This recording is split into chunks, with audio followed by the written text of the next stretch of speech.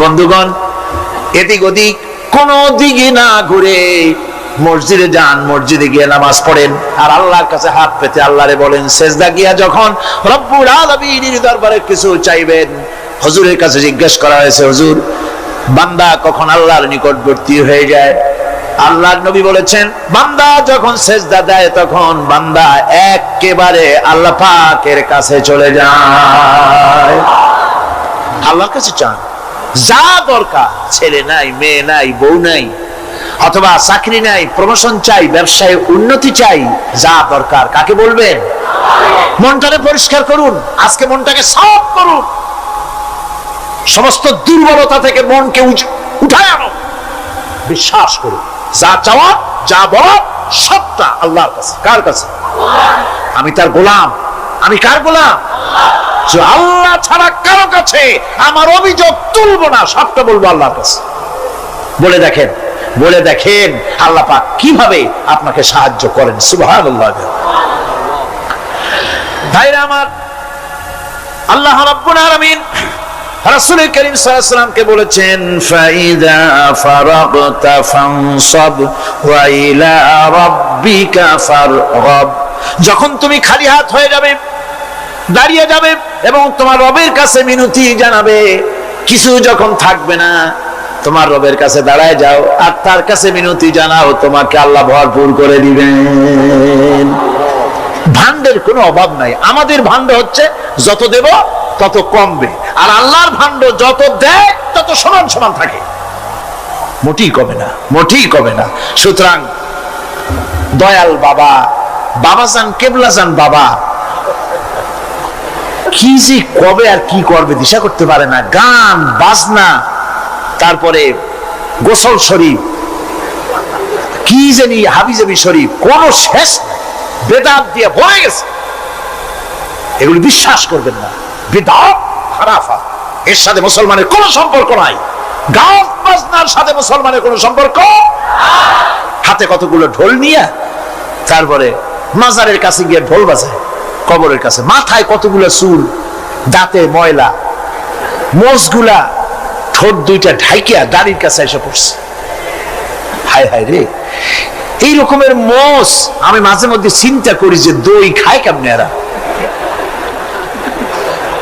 গাঁজা মদ খাইয়া এগুলো মাজার মধ্যে গিয়ে পড়ে থাকে।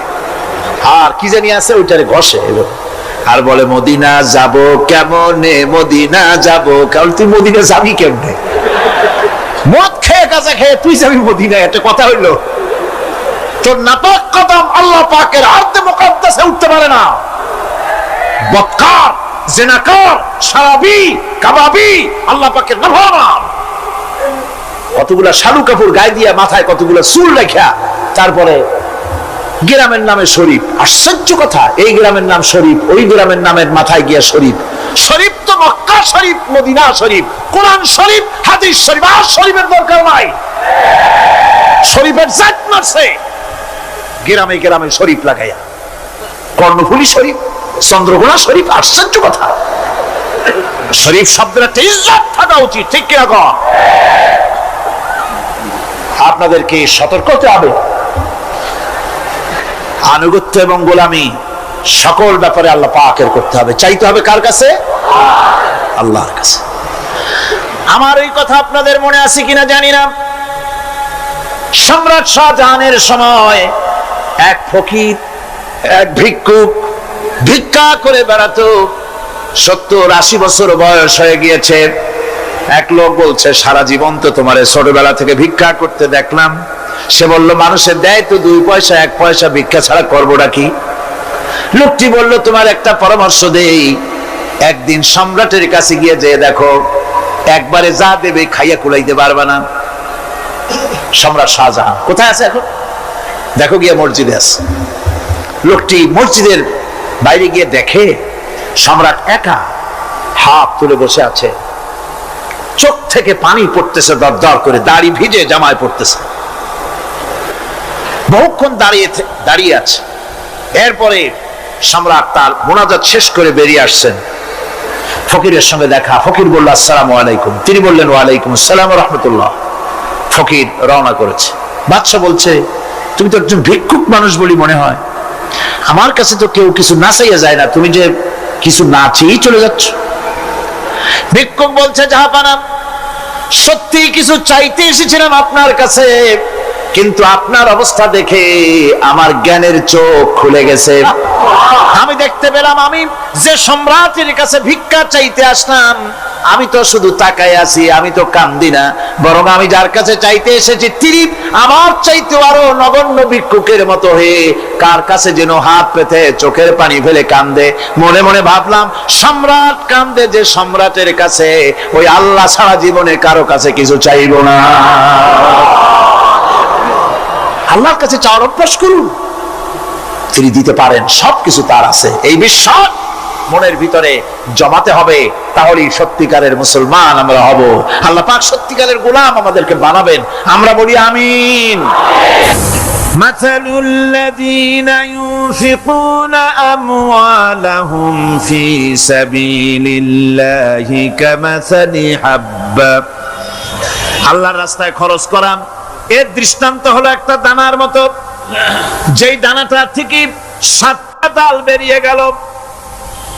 ফি কুল্লি সুমবালাতিন মিআতু হাব্বা, একটা দানা থেকে 7টা ডাল বেরোলো, এক একটা ডালে 100 করে দানা হলো, সব মিলাইয়া 700 দানা হয়ে গেল। والله يضاعف لمن يشاء والله واسع عليم।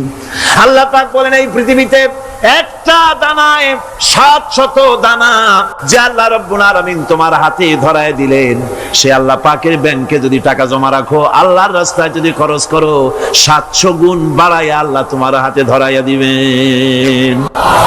আল্লাহু ইউদাইফু লিমান ইয়াশা, আর আল্লাহ ইচ্ছে করলে এর থেকেও বেশি তোমাকে দান করবেন। সুবহানাল্লাহ, কোন জোরে। আর এই দান করতে হবে মরার আগে।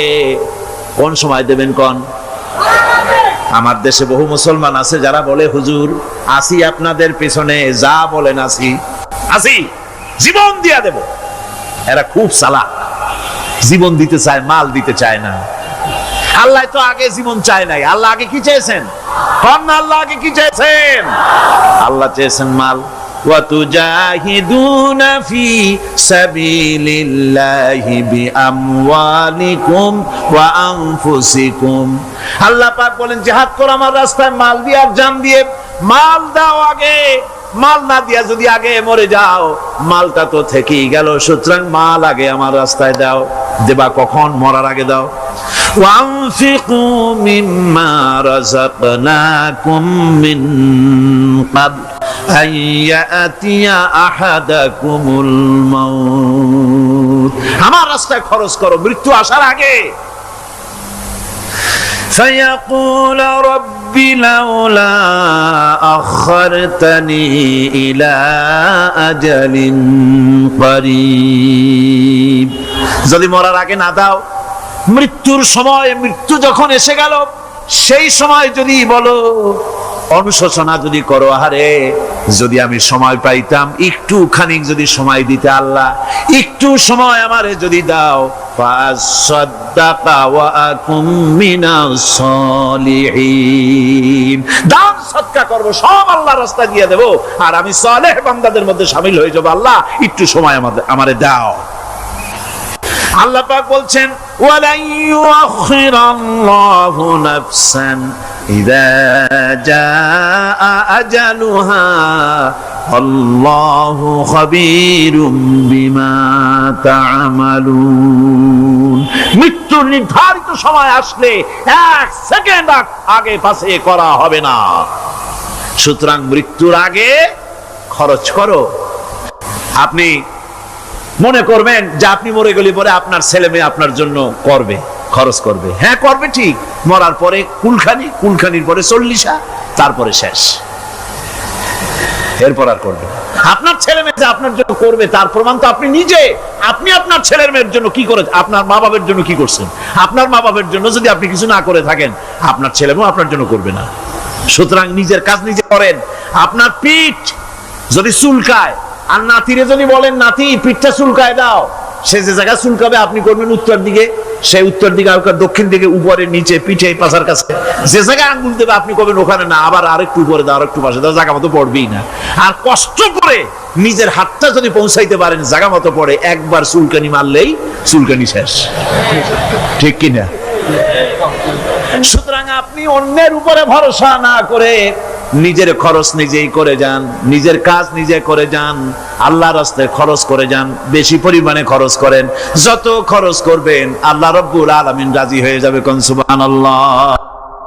মা বলছে, বাবা আমার কাছে কি চাও? ছেলে বলছে, মা আমি চলে যেতে চাই মদিনায়, আল্লাহর নবী মুহাম্মদুর রাসূলুল্লাহ সাল্লাল্লাহু আলাইহি ওয়াসাল্লামের দরবারে চলে যেতে চাই, আমি একটু বস্ত্র চাই। মা একটা পুরানা কম্বল তার হাতে দিয়ে দিলেন। আব্দুল উজ্জা কম্বলটাকে ছিঁড়ে এক টুকরা কোন রকম হাঁটুর উপরে জড়ায় নিলেন, আর এক টুকরা গায়ে দিয়ে নিলেন। আব্দুল উজ্জা আবার বহু কষ্ট করে মরুভূমি পাড়ি দিয়ে মদিনা মুনাওয়ারায় চলে গিয়ে বাবি জিবরিল থেকে ঢুকে আসহাবে সুফফার চবুতরার সামনে বসে আছেন, ছেঁড়া কম্বল পরা। এবার বিশ্ব নবী, দুনিয়া আখিরাতের বাদশা জনাবে মুহাম্মদ রাসূলুল্লাহ সাল্লাল্লাহু আলাইহি ওয়াসাল্লাম যখন মসজিদের নিজের ঘরের থেকে দরজা খুলে বেরিয়েছেন, দেখেন এক যুবক বসা, একটা আধাটা কম্বল পরা, হাঁটুর উপরে কোন রকম করে রানটা, লজ্জাস্থানটা ঢাকার, গায়ে একটা ছেঁড়া কম্বল। তার এই অবস্থা দেখে হুজুর জিজ্ঞেস করেন, তুমি কে? যুবক বলছে, আমি আব্দুল উজ্জা।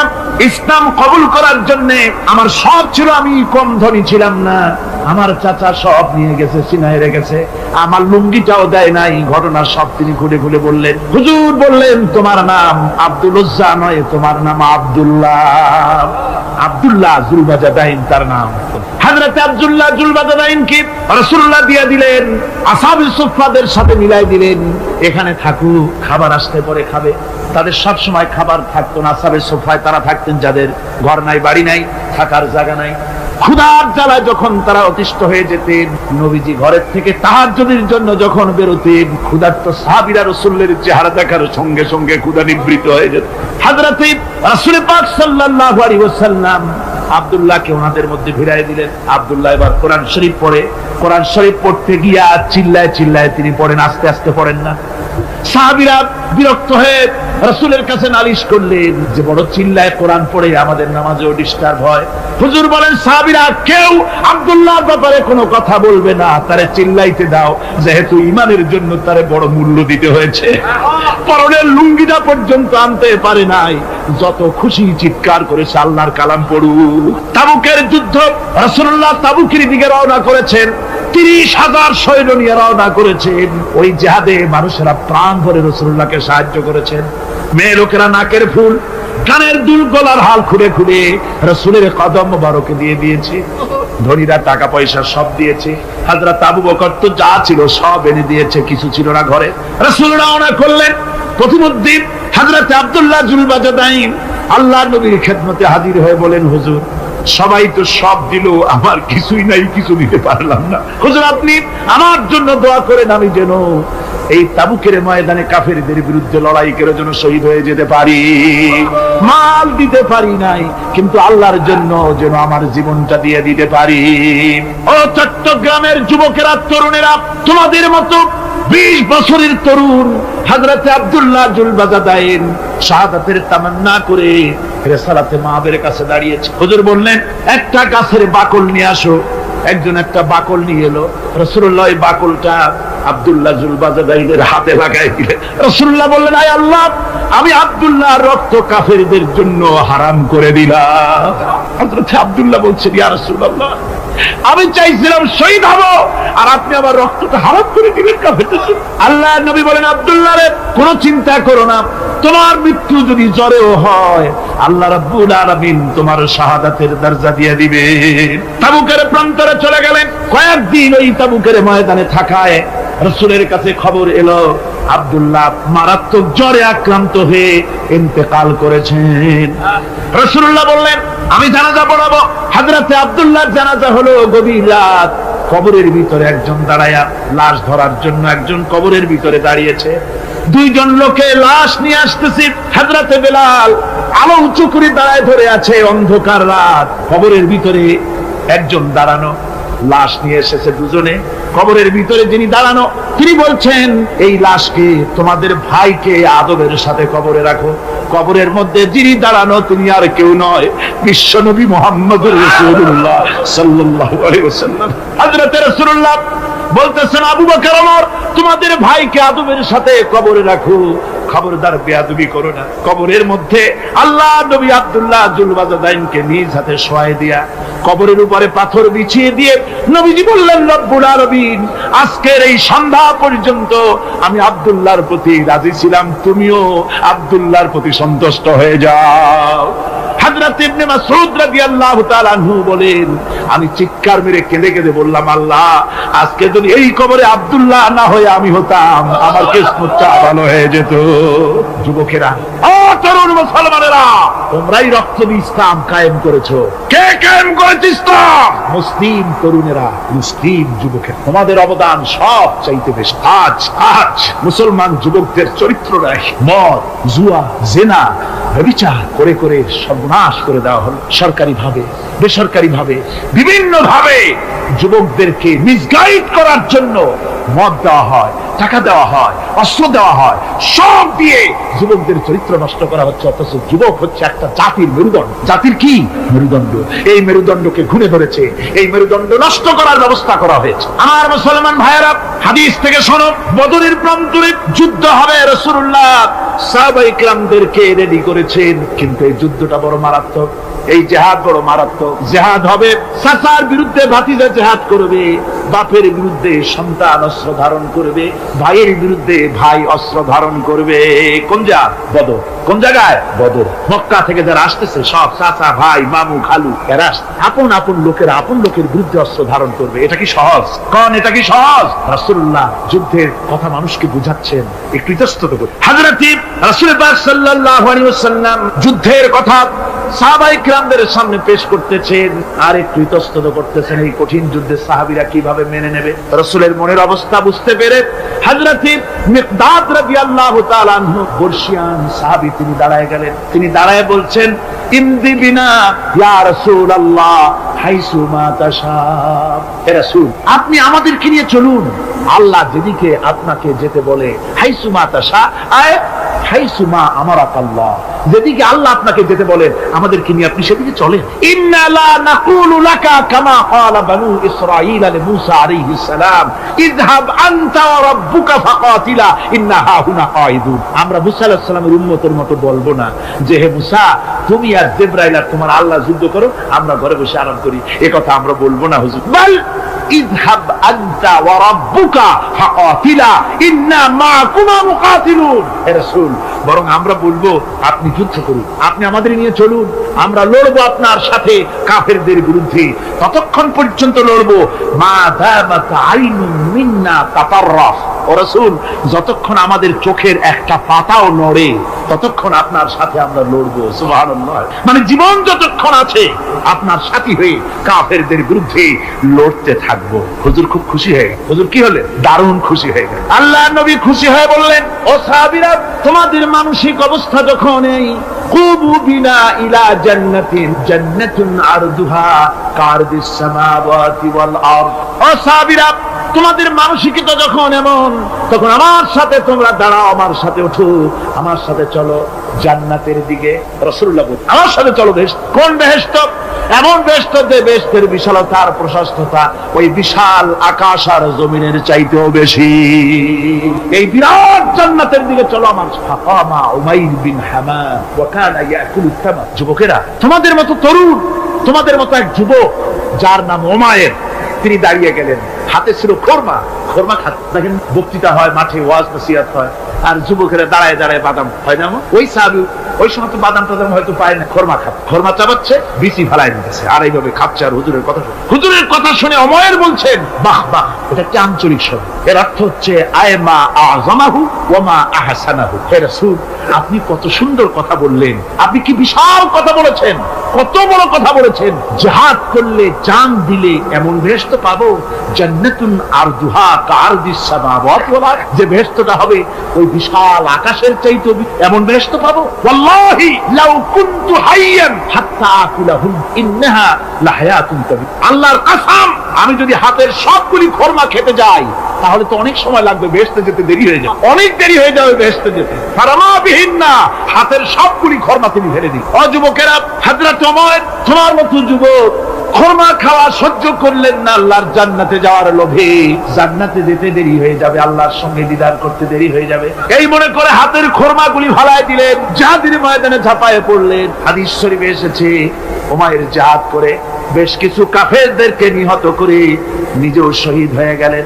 রাসূলুল্লাহ বদরের শাহাদাতের জানাজা করার সময় একজন সাহাবী বলে দিলেন, হুজুর এই সেই উমাইর, আপনি যখন বেহেশতের কথা বলছিলেন, খরমাগুলি খাওয়ার তর সহ্য হয় নাই বেহেশতে যাওয়ার জন্য, এই সেই উমাইর। আল্লাহর নবী উমাইরের কাছে দাঁড়িয়ে আঙ্গুল দিয়ে তার শরীরের দিকে দেখায় বললেন, ইন্নাকা মিন আহলিহা, ও যুবক, যেই বেহেশতের জন্য খরমা খাওয়ার সময় তুমি পাও নাই, আমি নবী সাক্ষী দিচ্ছি তুমি অবশ্যই সেই বেহেশতের অধিবাসী, ওই বেহেশত তোমার জন্য। সুবহানাল্লাহ। আমার ভাইরা, কিয়ামতের দিন এই জান্নাত আল্লাহ রাব্বুল আলামিন দান করবেন ওই সব লোকদের জন্য যারা জান দিবে, মাল দিবে, রক্ত দিবে আল্লাহ দ্বীনের জন্য। কিসের জন্য? আল্লাহ দ্বীন কায়েমের জন্য। যারা জান মাল ওয়াকফ করে দেবে, জীবনকে উৎসর্গ করে দেবে, তাদের জন্য আল্লাহ পাক এই বিরাট নিয়ামত রেখেছেন। তরুণদের বলতে চাই, যুবকদের বলতে চাই, আর বাতিলের পেছনে ঘুরো না, আর তোমার ওই সব নেতাদের পেছনে ঘুরো না যারা নিজেরাও নামাজ পড়ে না, তোমাকেও নামাজের কথা বলে। তারা নিজেরা মিথ্যা কথা কয়, তোমরা টের পাও না? কি বলেন, টের পাওয়া যায় না? মারামারি করে নিজেরা আর বদনাম দেয় অপরের উপরে। চোখের সামনে যারা এরকম পারে, চোখের সামনে যারা এরকম পারে, তাহলে রাত 3-24 ঘন্টা তাদের আমলটা কেমন? এদের পেছনে ঘুরে কোনো লাভ নাই। কোনো লাভ আছে?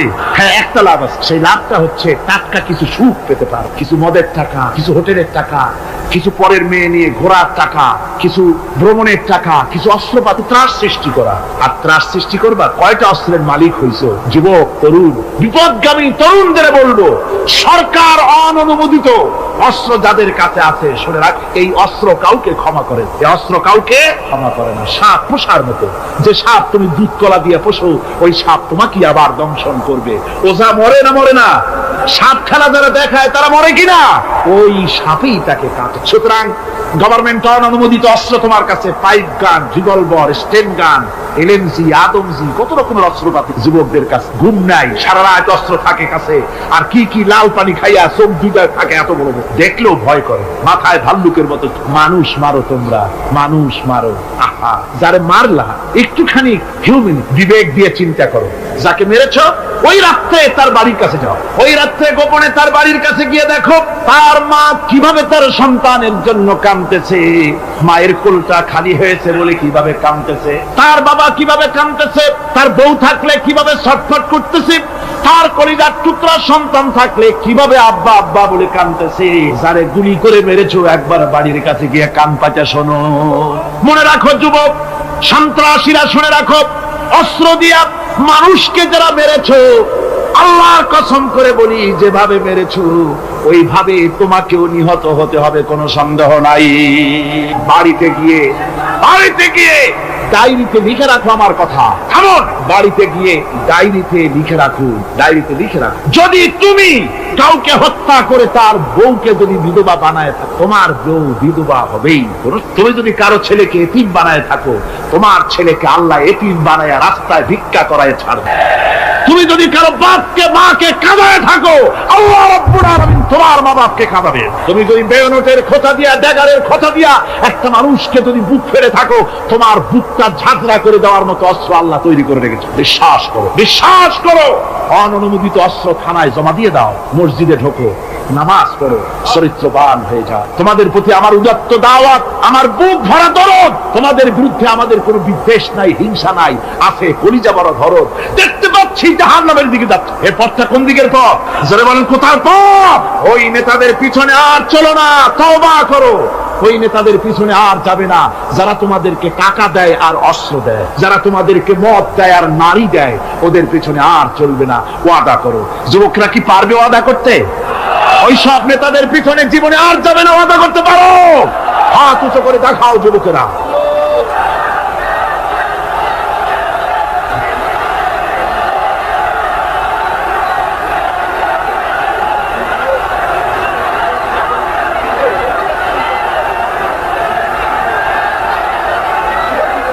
আমার মুসলমান ভাইরা, আমি তো দাঁড়াতে বলি নাই। জি জি জি জি জি জি বসেন বসেন। যে বুঝতে পেরেছি কালকের টেকনিক অবলম্বন করেছেন আপনারা আর কি, এই সুযোগে একটু কোমরটা সোজা করে নিলেন। বুঝতে পেরেছি, আমরা কিছু মাইন্ড করিনি। এখন বসেন বসেন, তাড়াতাড়ি বসে যান। কথা আমার অনেক, সময় কম, না তাড়াতাড়ি শেষ করবো। বসেন। আপনারা না বসতে তো কথা বলতে পারবো না, বসতে হবে। অত্যন্ত জরুরি জরুরি কথা আছে, সেই কথাগুলি আমাদের শুনতে হবে। যেহেতু এই মাহফিলের পর আবার আপনাদের সামনে কথা বলতে পারবো, এর কোনো গ্যারান্টি নাই। আছে নাকি কোনো গ্যারান্টি? না। সুতরাং বসতে হবে, কেউ দাঁড়াবে না। জোরে সোরে জিকির করেন, লা ইলাহা ইল্লাল্লাহ, লা ইলাহা। আমার ভাইরা, আজকের মাহফিলের সবচেয়ে বড় আকর্ষণ আখিরি মোনাজাত, ঠিক না? কোরআনে কারীমের মাহফিলের মোনাজাত অবশ্যই কবুল হবে ইনশাআল্লাহ। এত মানুষের দোয়া আল্লাহ ফিরাতে পারেন না। তার নাম রহমান, তার নাম রহিম, তার নাম গফুর, তার নাম গফফার।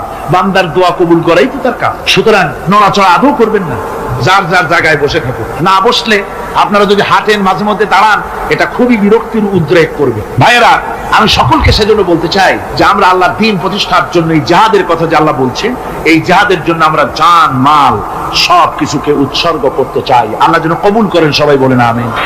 আনন্দ, আরাম আর বিলাসিতায় আমরা আমাদের জীবনকে ভাসায় দিয়ে, যার কারণে আমাদের জিল্লত। এ মুসলমানদের উরুজ, এ মুসলমানদের তারাক্কি কিভাবে আসছে শুনুন। বিশ্ব কবির ভাষা, বিশ্ব কবি আল্লামা ইকবাল रहमतुल्लाह अलैहि বলেছেন, আ তুঝে বাতাও तकदीर उमम क्या है, आ तुझे बताओ तकदीर उमम क्या है, शमशेर उसना अव्वल ताऊस और बाबाखीर। এসো, আমি তোমাকে এই জাতির উন্নতির কথা শোনাই। এই জাতির উন্নতি তখন হয় যখন এক হাতে থাকে কোরআন আর এক হাতে থাকে তরবারি, তখন হয় জাতির উন্নতি। আর এই জাতি যখন কোরআন আর তরবারি ছেড়ে দিয়ে যখন তানপুরা, বেহালা, সারিন্দা, নারিন্দা, গিটার, ফিটা, সারেগামা, পাদানিসার পেছনে যখন লাগে, কপাল তখনই পড়ে। কপাল পড়ে কখন? তখনই পড়ে। আজ আমাদের টেলিভিশন, আমাদের রেডিও, আমাদের সংস্কৃতি সব সারেগামার সংস্কৃতি। কিসের সংস্কৃতি? আগে তো মুসলমানের ঘরে প্রত্যেক দিন সকাল বেলায় আওয়াজ আসতো মুসলমানদের ঘরে। সকাল বেলায় মুসলমানদের ঘরে ঘরে জানালার ফাঁক দিয়ে আওয়াজ আসতো, বিসমিল্লাহির রহমানির রহিম। সূরা ইয়াসিন, সূরা রহমান ইত্যাদির তেলাওয়াত ভেসে আসতো। এখন আর তেলাওয়াত ভেসে আসে? এখন মুসলমানদের ঘরের থেকে সকাল বেলায় আওয়াজ আসে সারেগামা, পাদানিসা, বাবা খালু, মামু নানা, হাবি জাবি, এই গানের ট্রেডিংগুলি, গানের শব্দগুলি চলে আসে। কোরআন শিখবার জন্য, শিখাবার জন্য ছেলের জন্য যে মৌলবি রাখে, সারা মাস পড়াবে, বেতন 300 টাকা। আর গানের মাস্টার যে গান শিখাবে, রবীন্দ্র সঙ্গীতের প্যানপ্যানানি সুর শিখাবে, নাচ শিখাবে, সপ্তাহে 2 দিন এসে 2 ঘন্টা শিখাবে, বেতন 3000। কপাল পোড়া জাতি। কি বড় জাতি? জাতি তার কপাল পুড়ে। কোরআনের সাথে তার সম্পর্ক কম, জিহাদের সাথে সম্পর্ক কম, সম্পর্ক হয়েছে গানের সাথে, সম্পর্ক নাটকের সাথে। তাই আজ আল্লাহর দ্বীন কায়েমের জন্য লড়াইয়ের ময়দানে আসতে হবে। বাংলাদেশে কিন্তু জিহাদের ডাক এসে গেছে। কিসের ডাক এসেছে? জিহাদের ডাক। এই জিহাদে সাড়া দিতে হবে। আমি আগেই বলেছি, ওই জিহাদ ওই রকম না যে লাঠি ঠ্যাঙ্গা নিয়ে যাবাই বলে। জিহাদ হচ্ছে বাতিলের বিরুদ্ধে। টেলিভিশনের ভিতরে নাটকের মাধ্যমে ইসলামকে অসম্মান করা হচ্ছে, মুসলমানদের দাড়িকে অসম্মানিত করা হয়, টুপিকে অসম্মানিত করা হয়, তারপরে সিনেমার ভিতরে, গানের মধ্যে ইসলামকে অপমানিত করা হয়। যার কারণে বিরোধী, এর বিরুদ্ধে জাতি সোচ্চার না হওয়ার কারণে আস্তে আস্তে মুসলমানদের ঈমান কমে যাচ্ছে। বাতিল শক্তিশালী হয়ে আক্রমণ করছে। আপনারা বলেন, ভারতের কি ক্ষমতা মসজিদ ভেঙে দেয়? এই পৃথিবী কি মুসলমান কম? জোরে বলেন, মুসলমান কম?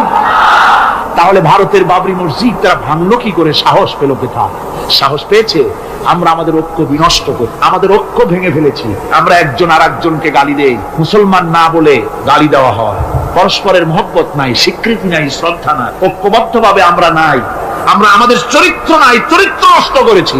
ফলে তারা বুঝতে পেরেছে এই মুসলমান সেই মুসলমান নয় যারা জীবনের চাইতে মৃত্যুকে বেশি ভালোবাসতো, যাদের চরিত্র ছিল উন্নত।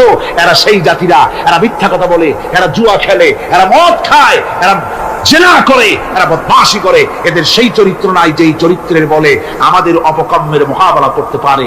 এই বিশ্বাস নিয়ে তারা তা বাবরি মসজিদের উপরে হামলা করে। বাবরি মসজিদ ভাঙলো, মসজিদের উপরে যখন শাবল মারা হচ্ছিল, কেবল নিউজ নেটওয়ার্কের মাধ্যমে আমরা এই দৃশ্য দেখেছি, টেলিভিশনের পর্দায় দেখেছি শাবল মারা হচ্ছে। তখন মনে হচ্ছিল শাবল তো মসজিদের উপরে পড়ছে না, শাবল যেন পড়ছে পৃথিবীর 125 কোটি মুসলমানের কলিজার উপরে।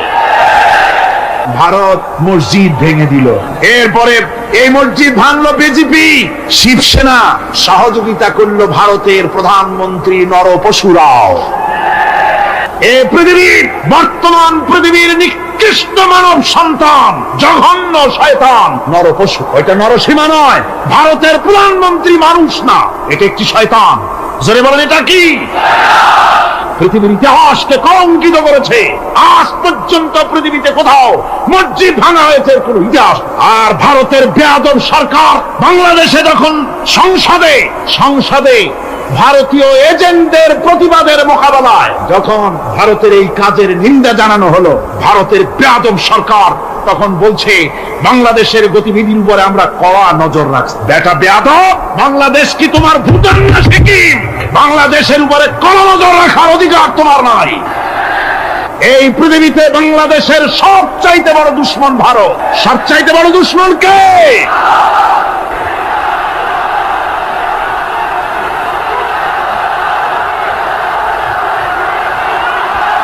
আমার মুসলমান ভাইয়েরা, ভারতের জনগণের সাথে আমাদের কোনো বিদ্বেষ নাই, ভারতের জনগণের সাথে আমাদের কোনো শত্রুতা নাই, ঠিক কিনা? আমাদের দুশ্মনী নরপশুর সাথে। তুমি একটা সরকার, তোমার হাতে রয়েছে সেনাবাহিনী, তোমার সাথে বিএসএফ, তোমার হাতে ল্যান্ড ফোর্স, এয়ার ফোর্স, সব বাহিনী তোমার হাতে। মসজিদ ভাঙে চোখের সামনে, তোমার বাহিনীর লোকেরা অস্ত্র নিয়ে দাঁড়িয়ে থাকে, একটা ফাঁকা গুলিও করলো না। করছে একটা ফাঁকা গুলি? মুসলমানেরা প্রতিবাদ করলো। সেই প্রতিবাদের মুখে মুসলমানদেরকে গুলি করে করে মারা হলো। কারফিউ দিয়ে পুলিশেরা মুসলমানদের ঘরে ঢুকে মুসলমানদেরকে বের করে এনে বেরোনের চার্জ করে শহীদ করে দিল। দিল্লি, মিরাট, দিল্লিতে, মিরাটে, কলকাতায়, বোম্বে, মাদ্রাস, গোটা ভারতে সাম্প্রদায়িক দাঙ্গা দিয়ে ডুবিয়ে ফেলে মুসলমানেরা আজকে তার সেখানে এতিম অবস্থায় পড়ে আছে। একটা সরকার এই দৃশ্য দেখতে পারে? মানুষের কোনো মর্যাদা তোমার কাছে নাই। আরো বাংলাদেশের উপরে কড়া নজর রাখবা। 1971-এর বাংলাদেশ এখন না, 93 বাংলাদেশ। তোমার গোলামেরা দেশ শাসন করে না, এদেশে 11.5 কোটি মুসলমান বাস করে। আমরা ভারতকে দেখিয়ে দেব ইনশাআল্লাহ, জিহাদের প্রেরণা নিয়ে যদি প্রয়োজন হয় বাংলাদেশের যুদ্ধ যদি করা লাগে ভারতের সাথে, আর যুদ্ধ করা লাগবে। রাসূলুল্লাহর ওয়াদা আছে। কার ওয়াদা? নাসাই শরীফ, ইবনে মাজাহ, এই সাহাসের দুটি হাদিসের মধ্যে হযরত আবী হুরায়রা রাদিয়াল্লাহু তাআলা আনহু বর্ণিত হাদিস রয়েছে। বলেছেন 2 শ্রেণীর লোক কিয়ামতের দিন জাহান্নাম থেকে মুক্ত হয়ে যাবে। এক শ্রেণী হচ্ছে যারা ঈসা আলাইহিস সালামের সাথে সাথী হয়ে যারা লড়বে আর শহীদ হবে, কিয়ামতে তারা জান্নাতে যাবে, জাহান্নাম থেকে মুক্ত। আর দ্বিতীয় শ্রেণী, ভারতের সঙ্গে একটা যুদ্ধ হবে, রাসূল বলেছেন হিন্দুস্তানের সঙ্গে একটা লড়াই হবে। ওই লড়াইয়ে যারা শহীদ হবে, রাসূলুল্লাহ বলেছেন কিয়ামতের দিন জাহান্নাম থেকে আল্লাহ মুক্ত করে দিবেন। সেই লড়াই ভারতের সাথে আমাদের হবে। ওই লড়াই যেদিন বাঁধবে, বাংলাদেশের সেনাবাহিনী, air force, land force, police শুধু এরাই যুদ্ধ করবে না, বাংলাদেশের 12 কোটি তৌহিদি জনতা শহীদ তিতুমীরের বাস হাতে নিয়ে ভারতকে পিটিয়ে ঠান্ডা করবে ইনশাআল্লাহ।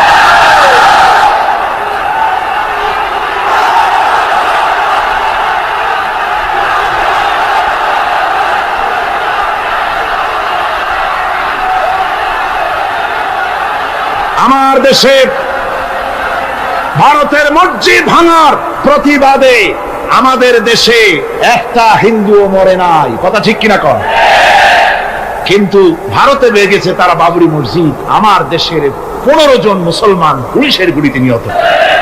আমার দেশে হিন্দু মরে নাই, তোমরা আমার দেশে সেখানে আমার মুসলমান মেরে। হযরত আব্দুল্লাহ বিন ওমর রাদিয়াল্লাহু তাআলা আনহু বলছেন যে আমি রাসূলের সঙ্গে কাবা শরীফ তাওয়াফ করতেছিলাম। আমি বলতে শুনলাম রাসূল বলছেন, হে কাবা, তোমার কত মর্যাদা, তোমার কত সম্মান, তুমি কত মহান, তোমার কত ইজ্জত।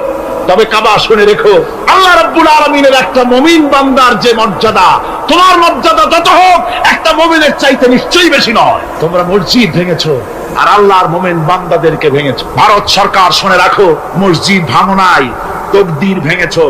মসজিদ যেভাবে মসজিদের ইটগুলি টুকরা টুকরা হয়েছে, গোটা ভারত আজ হোক কাল হোক মসজিদের ইটের মতোই টুকরা টুকরা হয়ে যাবেই যাবে।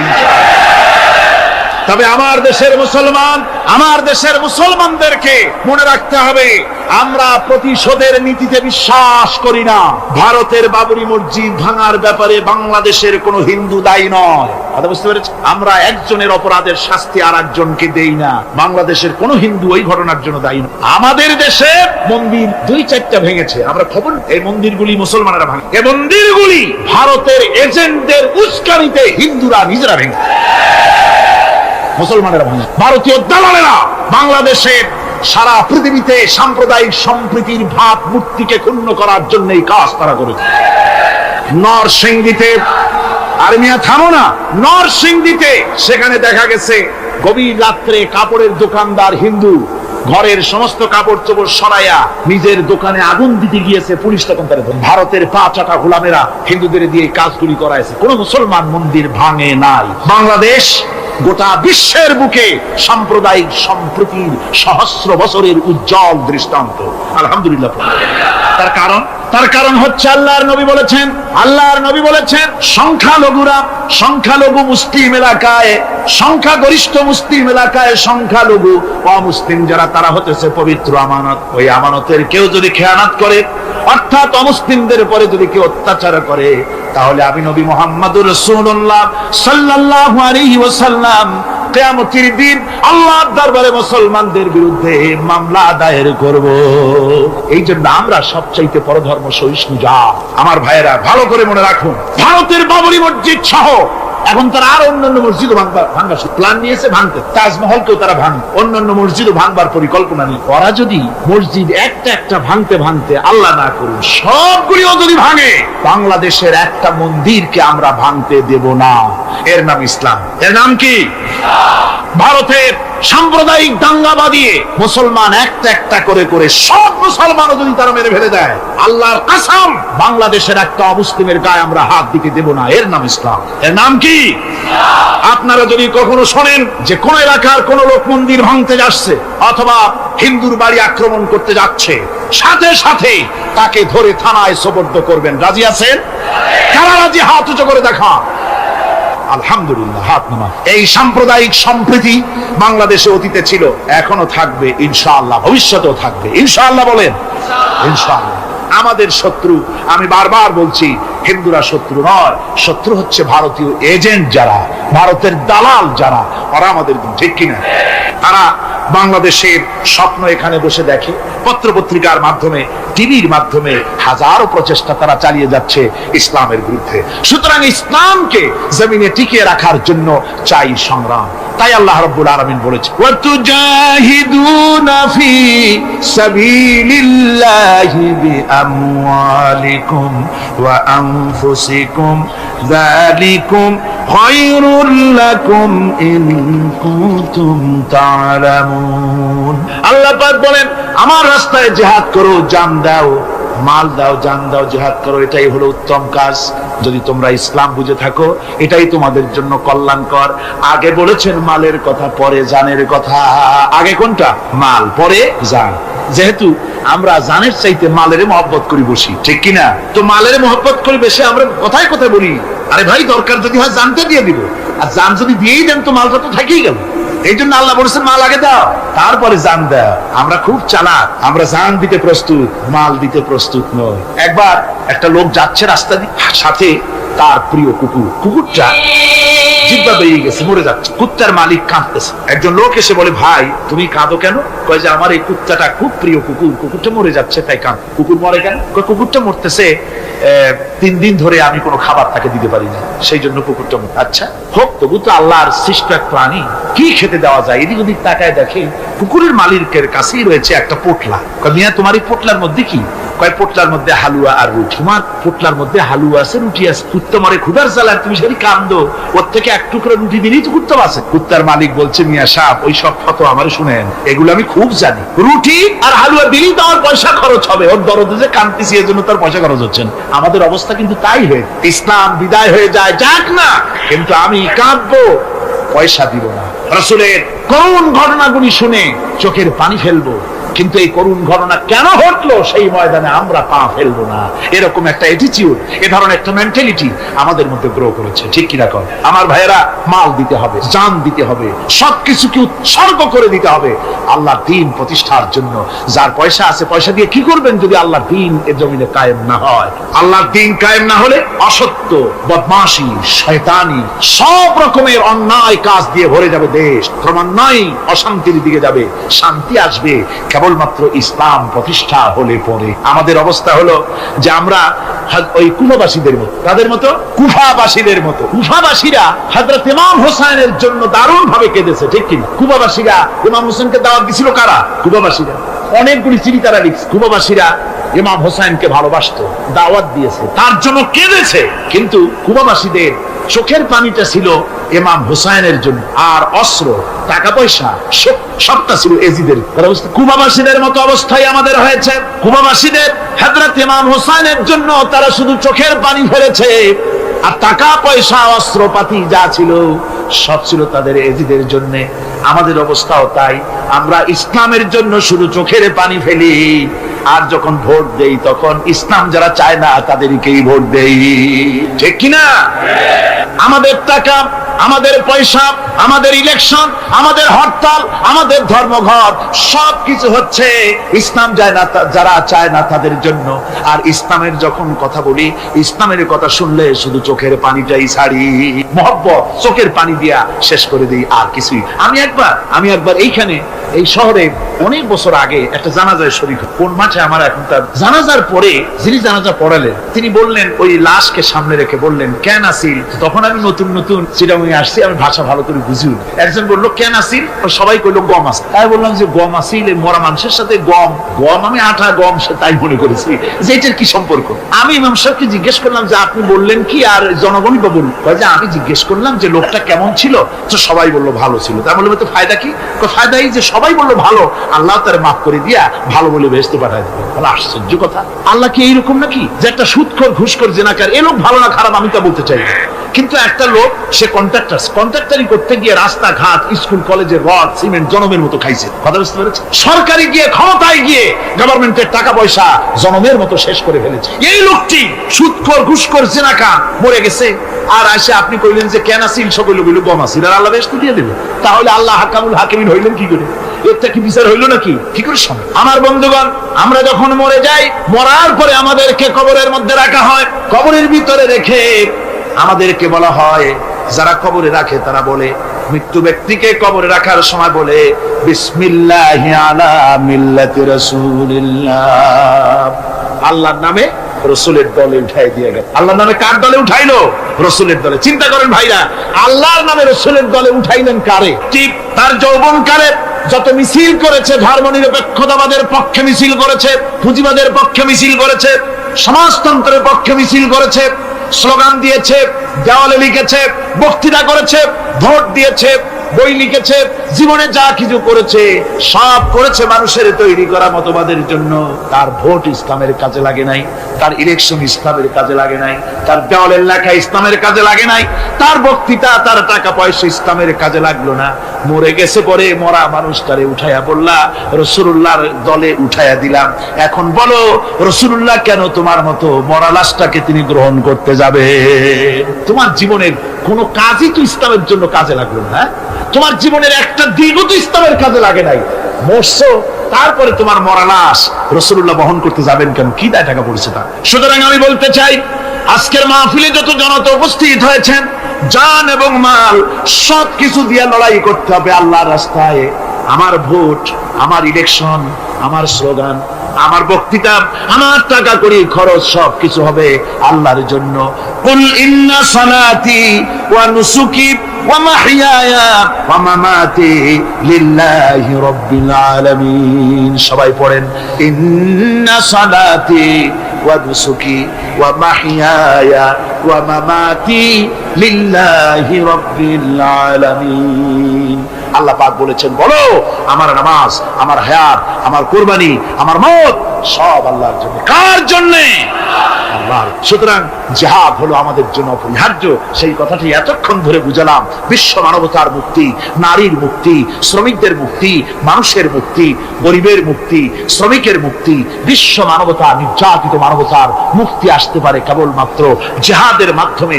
আল্লাহর দ্বীন প্রতিষ্ঠা করে মানুষের মুখে হাসি ফুটানো যেতে পারে। আর কোন পথ আছে? আর কোন পথ আছে? আর কোন পথ নাই। আল্লাহ যেন এই রাস্তায়, এই জিহাদের রাস্তায়, দ্বীন প্রতিষ্ঠার রাস্তায় আমাদেরকে সক্রিয়ভাবে অংশগ্রহণের তৌফিক দেন। সবাই বলুন আমিন। সবাই বলুন আমিন। এবার আমি বলবো মা বোনদের ব্যাপারে। মা বোনেরা বিগত 4 দিন এ মাহফিলে এসেছেন। তারা হচ্ছেন আমাদের অর্ধেক। তারা আমাদের কি? এই পৃথিবীর অর্ধেক জনশক্তি নারী। এই নারীর অধিকার ইসলাম কি দিয়েছে তা নারীরা অনেকেই জানেন না। না জানার কারণে নারী পক্ষ, নারী সমাজ, নারী স্বাধীনতা বিপ্লব পরিষদ নানান রকমের কমিটি গঠন করে তারা মডার্ন হতে চান, নানান রকমের অধিকার আদায়ের চেষ্টা করেন।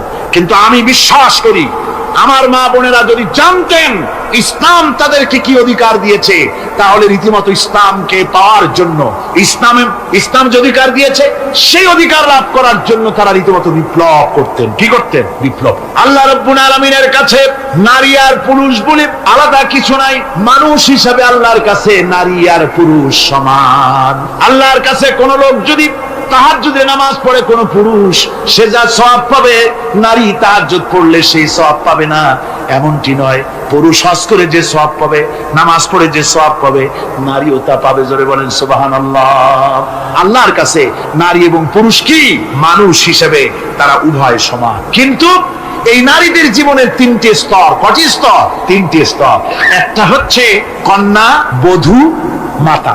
নারীর জীবনের এই 3টে স্তর। ভালো করে শুনুন, কন্যা, বধূ, মাতা। এখন কন্যা হিসেবে নারীর মর্যাদা, বধূ হিসেবে নারীর মর্যাদা, মা হিসেবে নারীর মর্যাদা। নারীকে ইসলাম কি দিল সেটা শুনুন। আল্লাহর নবী বলেছেন, কোন ব্যক্তির যদি 3টা কন্যা সন্তান হয় আর ওই 3টা কন্যা সন্তানকে যদি সে আদব শিক্ষা দিতে পারে, ইসলামী তরবিয়াত দিতে পারে, আর যদি স্নেহ দিয়ে লালন পালন করতে পারে, তাহলে ওই কন্যার পিতা আর আমি মুহাম্মদ সাল্লাল্লাহু আলাইহি ওয়াসাল্লাম বেহেশতের ভিতরে পাশাপাশি অবস্থান করব। সুবহানাল্লাহ পড়ে। এই কথা কিন্তু রাসূলুল্লাহ কোথাও বলেন নাই যে কারো যদি 3টা ছেলে হয় তো আমার সাথে আর সে বেহেশতে একসাথে থাকবে। না, তা বলা হয় নাই। বলা হয়েছে কন্যার ব্যাপারে। কার ব্যাপারে বলা হলো? ভালো করে শুনুন। রাসূলুল্লাহ বলছেন, কোন ঘরে যখন একটি সন্তান, একটি কন্যা সন্তান জন্মগ্রহণ করে, তখন একজন ফেরেশতা সেই ঘরে ঢোকে। একজন রহমতের ফেরেশতা আসে। ওই রহমতের ফেরেশতা ঘরের মধ্যে ঢুকে বলে, আসসালামু আলাইকুম ইয়া আহলাল বাইত। হে ঘরের মালিকের আল্লাহর রহমত তোমাদের উপরে বর্ষিত হোক। এই কথা বলে ওই ফেরেশতা ঘরের মধ্যে গিয়ে কন্যার মাথার উপরে হাত বুলায় আর বলতে থাকে, এই কন্যা সন্তানটি একটা দুর্বল শরীর থেকে বেরিয়ে এসেছে, এও একটা দুর্বল দেহ, একে যে লালন পালন করবে, দয়া দিবে, স্নেহ দিবে, আল্লাহ রাব্বুল আলামিনের সাহায্য কিয়ামত পর্যন্ত তার সাথে থাকবে। অথচ আমাদের দেশে দেখা যায় মেয়ে হলে অনেকের মুখ কালো হয়ে যায়। বন্ধুরা জিজ্ঞেস করে, মিয়া শুনছিলাম তোমার বোন নাকি বাচ্চা হবে, তা অনেক মাস হয়ে গেল, কোনো খবর টবর তো পাইলাম না। ওই যে ভাই, আশা করছিলাম যা তা হয় নাই, সেই জন্য টেলিফোনও করি নাই। কি হয়েছে? বলে একটা মেয়ে হয়ে। হাসান এরকম কপাল পোড়া আছে কিনা? কন বারবার মেয়ে হয় বলে স্ত্রীকে তালাক দিয়েছে, এমন ঘটনাও বাংলাদেশে ঘটেছে। বোর যদি বারবার মেয়ে হয় তাহলে সেজন্য কি স্ত্রী দায়ী? যদি মানুষের জন্য দায়ী হয় মেয়ে বারবার হওয়ার জন্য, তাহলে তুমি স্বামী, তুমি তুলসী দুধের দোয়া তুলসী পাতা হলে কি করে? তুমিও তো দায়ী তার জন্য। আসলে স্বামী স্ত্রী মেয়ে হওয়ার জন্য, ছেলে হওয়ার জন্য কেউ দায়ী। এ কোরআনে কারীমে রব্বুল আলামিন বলেছেন, আমি যাকে খুশি শুধু ছেলে দেই, যাকে খুশি শুধু মেয়ে দেই, যাকে খুশি তাকে ছেলেও দেই, মেয়েও দেই, আবার যাকে খুশি আমি কিছুই দেই না। এটা আমার কুদরত। সুতরাং এতে মন কালা করার। নবীজি বলেছেন কন্যার পিতাদেরকে গালি দিও না। অনেকে টিটকারি করে, বারবার মেয়ে হয় ছেলে একটাও হয় না, সেই জন্য টিটকারি বোটকারি করে। আল্লাহ নবী বলেছেন মেয়ের পিতাকে গালি দিও না, ঠাট্টা করো না, যেহেতু আমি মুহাম্মদ রাসূলুল্লাহ সাল্লাল্লাহু আলাইহি ওয়াসাল্লাম, আমি মেয়েদের পিতা, আমি নিজে মেয়েদের পিতা। খবরদার মেয়েদের পিতাকে গালি দিও না। রাসূলুল্লাহ বলেছেন আকাশের নিচে জমিনের উপরে খাদিজার মতো মহিলা আর নাই। সেই হযরতে খাদিজা রাসূলের 4টি মেয়ে পেটে ধারণ করেছিলেন। সুবহানাল্লাহ। মেয়ের প্রতি রাসূলুল্লাহ যথেষ্ট মহব্বত করতেন, মেয়েকে খুব ভালোবাসতেন হুজুর সাল্লাল্লাহু আলাইহি ওয়াসাল্লাম। হুজুরের কলিজার টুকরা ছিলেন মা ফাতিমা রাদিয়াল্লাহু তাআলা আনহা। হুজুর যখন কোথাও যেতেন সকলের শেষে দেখা করতেন ফাতেমার সঙ্গে, আর বিদেশ থেকে সফর করে এসে সকলের আগে দেখা করতেন ফাতেমার সঙ্গে। সুবহানাল্লাহ। রাসূলুল্লাহ আরো বলেছেন তোমরা যখন বাজারে যাবে বা ব্যবসা করতে যাবে বা বিদেশে যাবে, আসার সময় যে সব হাদিয়া নিয়ে আসো। আমরা যখন বাইরে যাই, বাজারে যাই, কিছু হাদিয়া আনি না, জামা কাপড় চকলেট ইত্যাদি আমরা আনি। রাসূলুল্লাহ বলেছেন হাদিয়াগুলি তোমরা যারা বিদেশে যাও, বাজারে যাও, হাদিয়া আনবে আর এনে ঘরের মধ্যে ঢুকে তা শুরু করবে মেয়েকে দিয়ে। প্রথমে দেবে মেয়েকে। সুবহানাল্লাহ। মেয়ের মর্যাদা ইসলামে সবচাইতে বেশি। কোন যুগে? যে যুগে মেয়ে হলে পরেই মাটির নিচে ঘিরে রাখতো, আছাড় মেরে মেরে ফেলে দিত।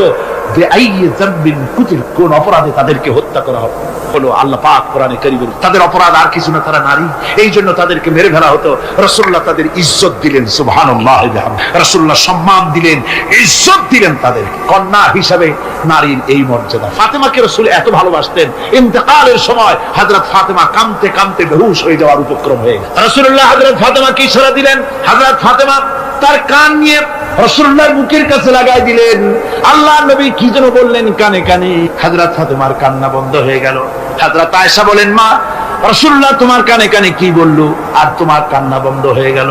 হযরত ফাতেমা বলেন ইয়া আম্মা জান, আমার আব্বা আমার কানে কানে বললো মা ফাতেমা তুই কাঁদিস না, তোর কান্না আমার বরদাস্ত হয় না, তোমাকে কাঁদতে হবে না, আমি তোমাকে সুসংবাদ দিয়ে দিতেছি, আমি মরে যাওয়ার পর সর্বপ্রথম তোমার সাথে আমার দেখা হবে।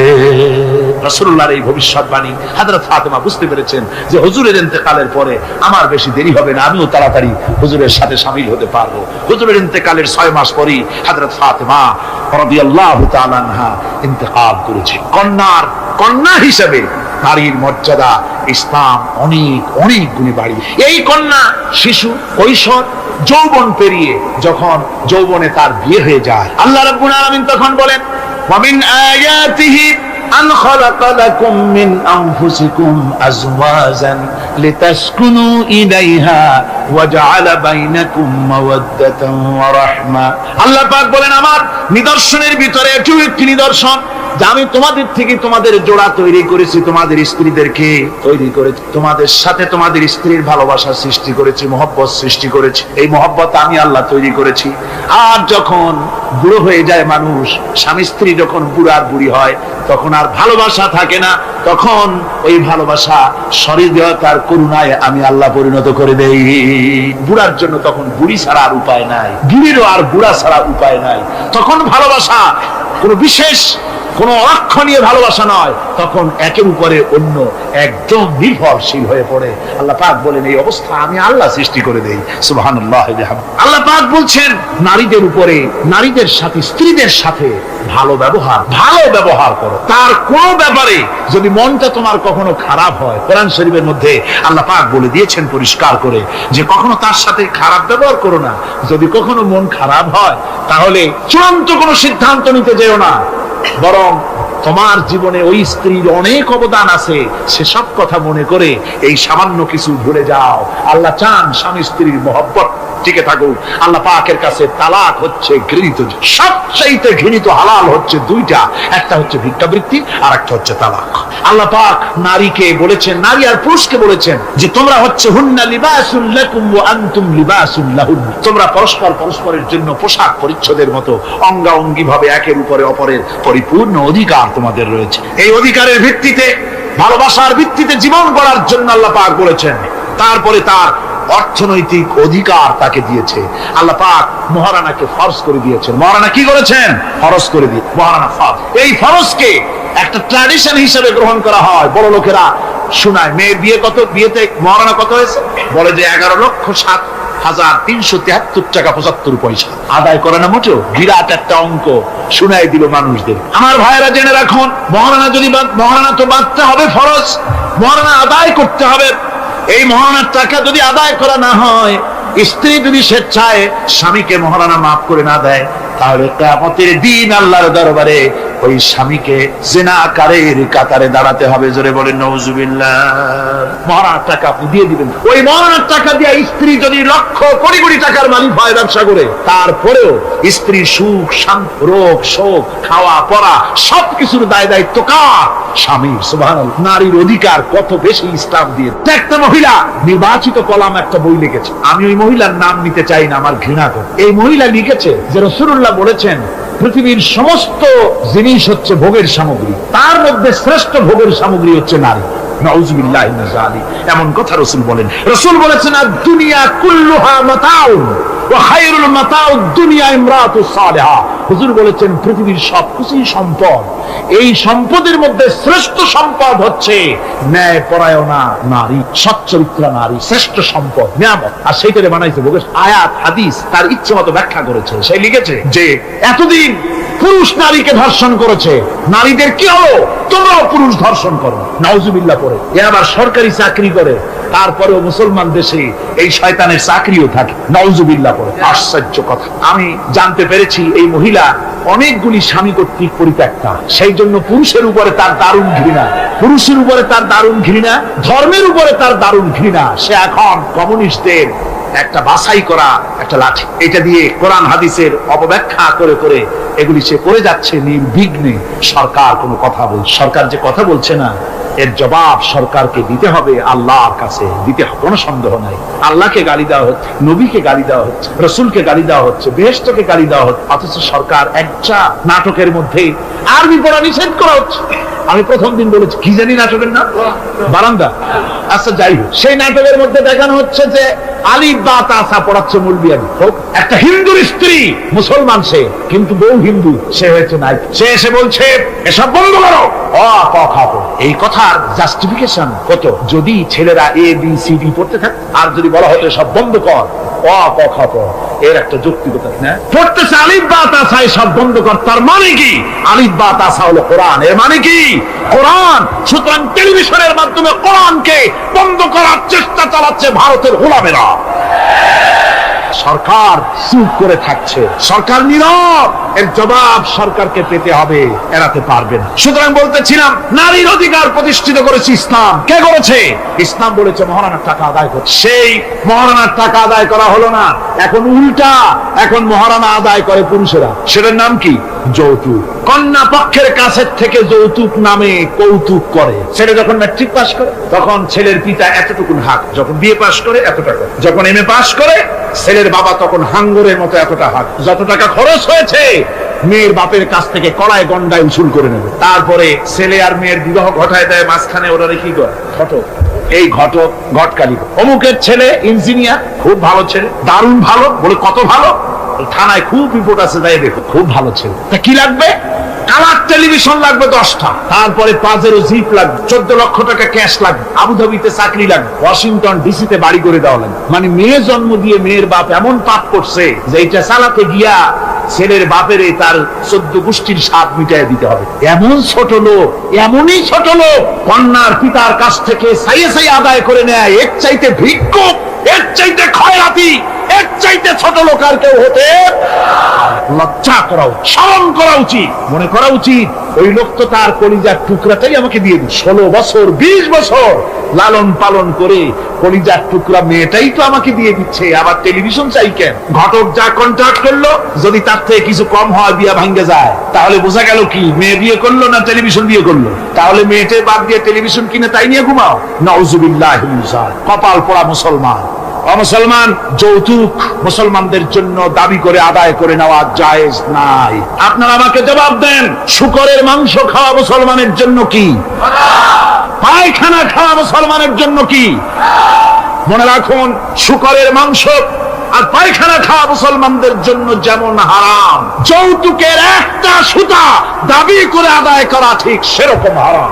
চিটাগং এবং চট্টগ্রামের বাইরের থেকে আগত মুসলমানেরা, আমি জিজ্ঞেস করতে চাই, যাদের ছেলে আছে যৌতুক নামের এই অপদার্থ কৌতুক মানবতার সাথে এই প্রহসন আদায় করে দাবি করে যৌতুকের টাকা গ্রহণ করার মতো শূকরের মাংস পায়খানা আপনারা খাবেন? জোরে বলেন, খাবেন?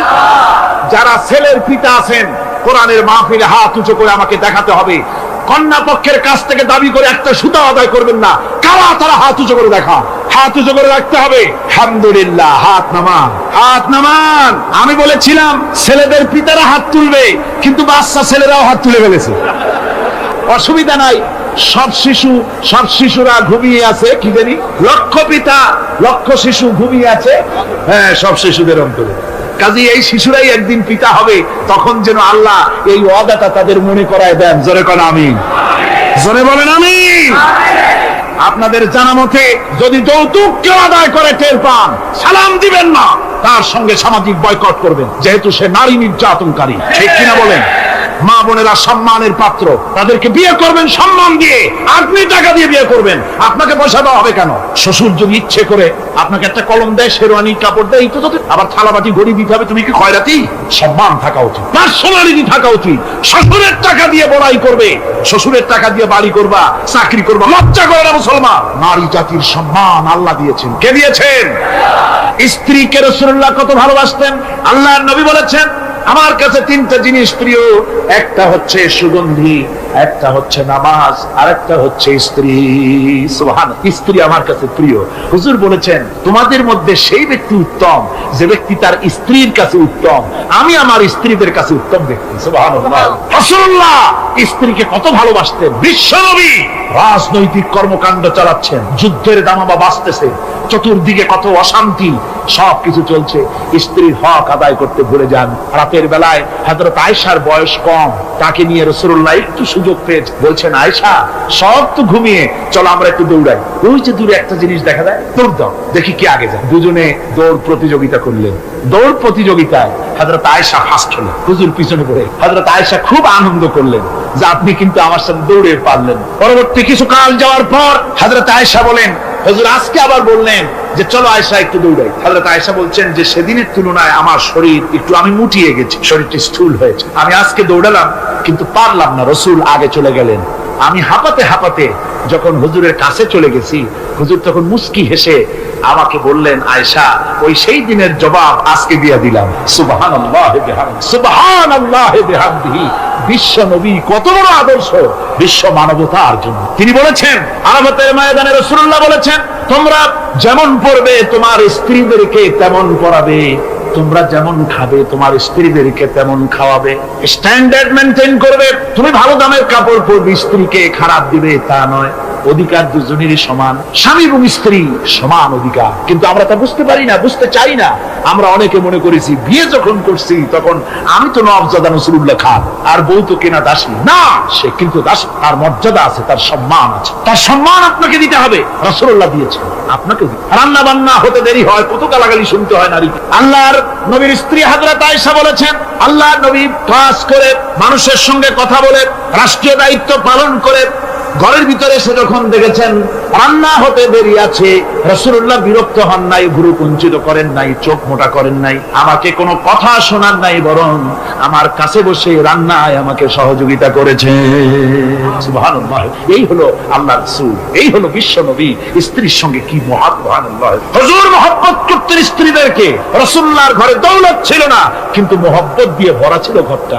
হুজুরের ঘরে ফ্রিজ নাই, এসি নাই, হুজুরের ঘরে কার্পেট নাই, হুজুরের ঘরের মধ্যে জাজির নাই, তোশক নাই, বড় বড় কম্বল নাই, আরামের কোন জিনিস নাই, মডার্ন ইকুইপমেন্টস কিচ্ছু নাই, দৌলত কিন্তু মহব্বত দিয়ে ঘরটা ভরা। হযরত আয়েশা বলেছেন, আমি পানি পান করে, যখন আমি পানি পান করে গ্লাস রেখে দিতাম, আল্লাহর নবী তখন গ্লাসের সেই জায়গায় ঠোঁট লাগাতেন যেখানে আমি ঠোঁট লাগাইয়া পানি পান করেছি। আমি গোশত চিবোতাম, রাসূলুল্লাহ আমার হাত থেকে গোশত টুকরা নিয়া সেই জায়গায় চিবোতেন যেখানে আমি চিবোয়েছি। সুবহানাল্লাহ। আমার ভাইরা, রাসূল তার স্ত্রীদেরকে মহব্বত করতেন, স্ত্রীরাও রাসূলকে মহব্বত করতেন দারুণ ভাবে। একবার হযরত আয়েশা সিদ্দিকা রাদিয়াল্লাহু তাআলা আনহা হুজুরকে গোসল করাতে ছিলেন, মাথার উপরে পানি ঢালতেছেন, হুজুর একটা চোখের উপরে বা একটা তক্তার উপরে বসা আছে। গোসলের পানির ভিতরে রাসূলুল্লাহ দেখতে পেলেন রক্তের মতো কি যেন প্রবাহিত হয়ে যাচ্ছে। হুজুর জিজ্ঞেস করেন, আয়েশা রে, পানির ভিতরে রক্তের মতো কি দেখা যায়? হযরত আয়েশা বলেন, আপনি যখন বসেছিলেন অসতর্ক মুহূর্তে তক্তার নিচে আমার একটা আঙ্গুল পড়েছিল, পায়ের আঙ্গুলটা ফেটে বোধহয় রক্ত বেরোতেছে। রাসূলুল্লাহ তাড়াতাড়ি করে উঠলেন আর ওই আঙ্গুলকে ব্যান্ডেজ করে দিলেন। রাসূলুল্লাহ বললেন, আয়েশা রে, আঙ্গুল ফেটে গেছে, একটু আহাহু পর্যন্ত করলে না, এতক্ষণ তুমি কষ্ট করলে কেন? হযরত আয়েশা বলেন, ইয়া রাসূলুল্লাহ, ওটা তো একটা পায়ের আঙ্গুল। আয়েশার কলিজাটা ফেটে যদি রক্ত বেরোতো রাসূলুল্লাহকে উঠতে বলতে আমি পারতাম না। কি মহব্বত রাসূলের সাথে। হযরত আয়েশা বলেন, হুজুর সাল্লাল্লাহু আলাইহি ওয়াসাল্লাম স্ত্রীদেরকে এত ভালোবাসতেন, আমাদের ঘরে গোশত টোস্ত তেমন রান্না বান্না খুব কম হতো। গোশত রান্না হবে, মাসের পর মাস চলে গেছে রাসূলের বাড়িতে, হুজুর স্ত্রীরা বলেছেন আমাদের ঘরে চুলে আগুন জ্বলে নাই, একটু শুকনা রুটি, একটু শুকনা খেজুর আর একটু পানি খেয়ে আমাদের জীবন এরকমের অবস্থা হয়। তারপরে এই অবস্থা চলেছে, এর মধ্যে যদি কখনো একটু গোশত আসছে, হুজুর যখন ছাগল টাগল ইত্যাদি ছাগল দুম্বা জবাও করেছে, এই দুম্বার গোশত নিয়ে ছাগলের গোশত নিয়ে রাসূলুল্লাহ নিজে বেরোতেন। হযরত খাদিজার বান্ধবী কোথায় আছে খুঁজে ওই বান্ধবীর কাছে গোশত পৌঁছে দিয়ে আসতে। হযরত আয়েশা বলেন, একদিন আমার ঘুম ভেঙে গেল, দেখি হুজুর আমার কাছে নাই। গেলেন খুঁজতে খুঁজতে যায়, দেখি মসজিদে নববীর ভিতরে হুজুর হাত তুলে বসে আছেন, মোনাজাত করতেছেন। আমি পেছনে গিয়ে আমি শুনতে পাচ্ছি নবীজি দোয়া করছেন, রব্বুল আলামিন কিয়ামতের ময়দানে যেদিন সন্তান তার পিতাকে ভুলে যাবে, মা তার সন্তানকে হারায় ফেলবে, ওই কঠিন হাসরের ময়দানে আমি যেন আমার খাদিজাকে হারাইয়া না যাই। মুনাজাতের শেষে হযরত আয়েশা বলেন, ইয়া রাসূলুল্লাহ, খাদিজার কথা আপনার এত কেন বারবার মনে পড়ে? একটা বুড়িরে বিয়ে করেছিলেন 25 বছর বয়সের সময়, 40 বছর বুড়ি, তার কথা কেন এত মহব্বত আপনার মনে পড়ে? তার থেকে যুবতী মেয়ে, সুন্দরী মেয়েকে আপনার স্ত্রী হিসেবে আপনি পান নাই। হুজুর বলেন, আয়েশা রে, খাদিজার সম্পর্কে এমন কথা তুমি আর বলো না, তোমরা সবাই আমার সুখের দিনের স্ত্রী, আর খাদিজা আমার এমন সময় স্ত্রী ছিল যখন মক্কায় আমার আশ্রয় ছিল না, তামাম মক্কা নগরীতে আমার আশ্রয় ছিল না। খাদিজার সঞ্চিত সমস্ত ধনরাশি ইসলাম কবুল করার পর দুহাতে খাদিজা বিতরণ করে দিয়েছে। হযরত আয়েশা বলেন, হুজুর আমার গোস্তাকি মাফ করে দেন, আমি আর এরকম বলবো না, তবে খাদিজা সম্পর্কে আমার কিছু একটু শুনান। হুজুর বলেন, আয়েশা রে শোনো, গভীর রাত, যত রাত হোক না কেন, ইসলামের দাওয়াত দিয়ে দিয়ে গভীর রাত্রে আমি যখন বাসায় ফিরেছি, ঘরে এসেছি, দরজায় একটা মাত্র ডাক দিয়েছি, খাদিজা, অমনি দরজা খুলে গেছে। আমি জিজ্ঞেস করেছি, খাদিজা রে, যত রাত্রে আসলাম, যতবার আসলাম, একটা ডাকের বেশি লাগলো না, তুমি কি ঘুমাও না? হযরতে খাদিজা বলেছেন, ইয়া রাসূলুল্লাহ, আমার মনের ভিতরে ভয় থাকে, আল্লাহর রাসূল দ্বীনের খেদমতে বাইরে আছেন, আমি যদি আরামে বিছানায় ঘুমায় থাকি আর নবীজি দরজার কাছে দাঁড়ায় আমারে ডাকাডাকি করবেন, উঠতে যদি দেরি হয়ে যায় নবীজির সঙ্গে বেয়াদবি হয়ে যাবে, এই মনে করে আপনি না আসা পর্যন্ত দরজার সাথে পিঠ লাগাই আমি দাঁড়াইয়া দাঁড়াইয়া ঘুমাই। আমার ভাইরা, হযরতে খাদিজার ইজ্জত স্বয়ং আল্লাহ দিয়েছেন। কে দিয়েছেন? হাদিস শরীফে এসেছে, রাসূলুল্লাহ জাবালে নূরে বসা, গারে হেরার ভিতরে বসা, হযরতে জিবরাইল রাসূলুল্লাহর সঙ্গে কথা বলতেছেন। একটু পরে হযরত জিবরাইল বলেন, ইয়া রাসূলুল্লাহ, আমি আর এখানে বসবো না, আমি এখন আমি দেখতে পাচ্ছি খাদিজা আসতেছে আপনার জন্য খাবার নিয়ে। খাদিজা যখন আপনার কাছে পৌঁছে যাবে, আপনি খাদিজাকে শুনাই দিবেন আল্লাহ রাব্বুল আলামিন খাদিজাকে সালাম জানাইছে। সুবহানাল্লাহ। রাসূলুল্লাহর কাছে হযরতে খাদিজা যখন আসলেন, হুজুর বললেন, খাদিজা, আজকে তোমার জন্য দারুণ সুখবর। বলে কি? বলে আল্লাহ পাক জিবরাইল কেমন উঠে গেল আমার কাছ থেকে, জিবরাইল বলে গেল আল্লাহ তোমাকে সালাম বলেছে। হযরত খাদিজা কেঁদে ফেললেন, বললেন, ইয়া রাসূলুল্লাহ, আমার নারী জন্ম সার্থক, আল্লাহ আমাকে সালাম বলেছে, এর জবাব কেমনে দিতে হয় হুজুর আমি তো জানি না, আপনি আমার পক্ষ থেকে আল্লাহর সালাম কিভাবে দেওয়া লাগে আপনি দিয়ে দিন, আমি তো বুঝি না কেমনে আল্লাহর সালামের জবাব। হুজুর বললেন, খাদিজা, শুধু আল্লাহ নয়, জিব্রাইলও তোমাকে সালাম বলে গেছে। হযরতে খাদিজা বললেন, হযরত জিব্রাইলকে আমার সালামের জবাবটা ওয়া আলাইকুমুস সালাম বলে। হযরত খাদিজার এই মর্যাদা ছিল।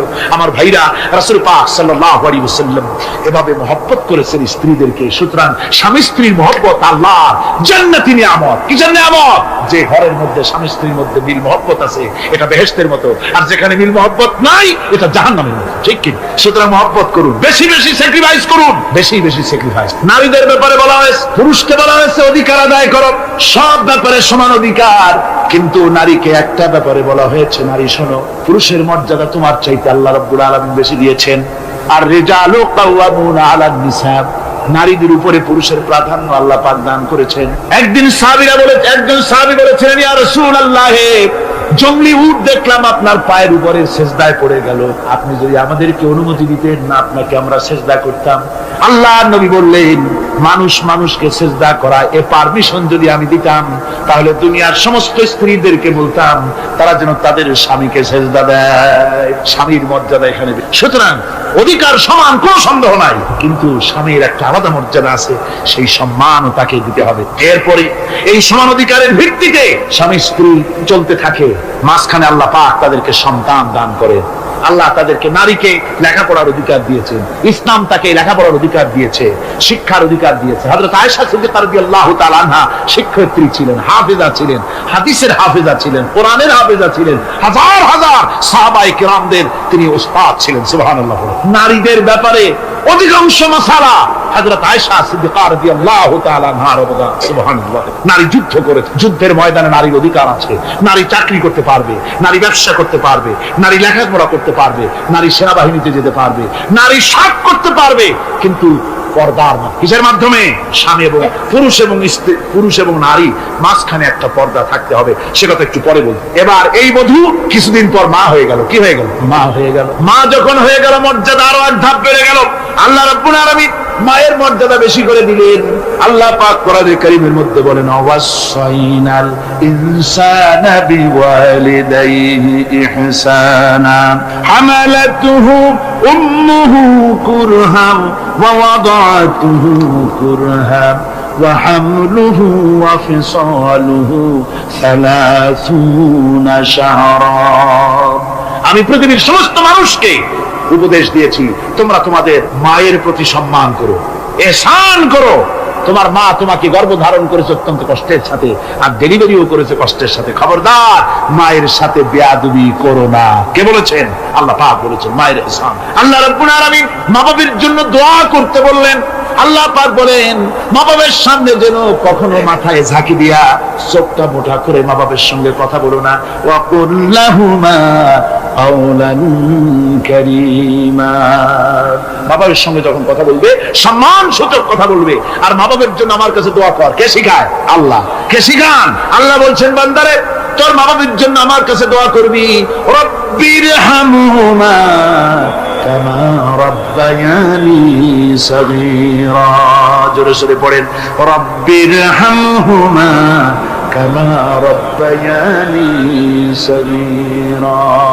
আয় আল্লাহ, আমার মা বাপ যেমন আমাকে স্নেহ করে লালন পালন করেছে আমার ছোটবেলায়, তুমি আমার মা বাপকে তোমার রহমতের কোলে লালন পালন করো। কে শিখায়? আল্লাহ পাক শিখিয়ে দিচ্ছেন।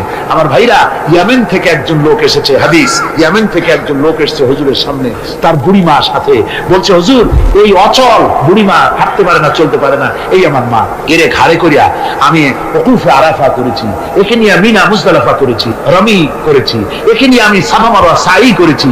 এই মাকে ঘাড়ে করে আমি আল্লাহর ঘর তাওয়াফ করেছি, হজের সব কাজ মায়ের ঘাড়ে করে করছি। আল্লাহর নবী, আমি কি আমার মায়ের হক আদায় করতে পেরেছি? হুজুর বললেন, না, আদায় হয়, মায়ের হক আদায় হয় নাই। অর্থাৎ বুকের চামড়া দিয়ে মায়ের পায়ের যদি স্যান্ডেল তৈরি করে দেওয়া হয়, এক ফোঁটা দুধের হক আদায় হবে না। সেই মায়ের সঙ্গে নাফরমানি হচ্ছে, বেয়াদবি হচ্ছে, বইয়ের কথার মতো মায়ের সাথে দুর্ব্যবহার করা হচ্ছে। আমার দেশে গুলো হচ্ছে না? হচ্ছে। মা কোথায় পড়ে আছে কোনো খোঁজ নাই, খবর নাই। তার জন্য কোনো ভালো খাবার ব্যবস্থা, কাপড় চোপড় নাই। বন্ধুদের জন্য সব আছে, মায়ের জন্য নাই, বাপের জন্য। মা তো বুড়ি হয়ে গেছে, এখন আর মা নাই। বাপ তো বুড়ো হয়ে গেছে, কামাই করতে পারে না, এখন আর বাপ নাই, এখন হয়ে গেছে বুড়ো। আর মা হয়েছে বুড়ি, আর আব্বা হয়েছে, যার মেয়ে বিয়ে করেছে শ্বশুর এখন আব্বা, আর শাশুড়ি হয়েছে আম্মা। মা আর বাপ বাসি হয়ে গেছে, বাপ পড়ে। আমার বন্ধুগণ শুনে রাখুন, আল্লাহর নবী বলেছেন তিনজনের দোয়া আল্লাহর কাছে অব্যর্থভাবে কবুল হয়ে যায়। মুস্তাজাবুদ দাওয়াত তিনজন, মুসাফিরের দোয়া কবুল হয়, মজলুমের দোয়া কবুল হয়, আর মা বাপ যদি সন্তানের জন্য দোয়া করে অবশ্যই সে দোয়া আল্লাহর দরবারে মঞ্জুর হয়ে যায়। সুতরাং মা বাপের খেদমত করতে হবে, মহব্বত করতে হবে। আমি মা বোনদের বলতে চাই, আমার মা বোনেরা পর্দার আড়ালে বসে আপনারা যারা ওয়াজ শুনছেন ভালো করে শুনুন। আমরা পুরুষ, আমাদের পায়ের তলে জুতা, পুরুষের পায়ের তলে কি? জুতা। আপনারা নারী, আপনাদের পায়ের তলে আল্লাহর জান্নাত। জোরে কোন সুবহানাল্লাহ, জোরে বলেন সুবহানাল্লাহ। ও নারী, ও মহিলা, তোমাদের সম্মান আল্লাহ কোথায় তুলে দিল?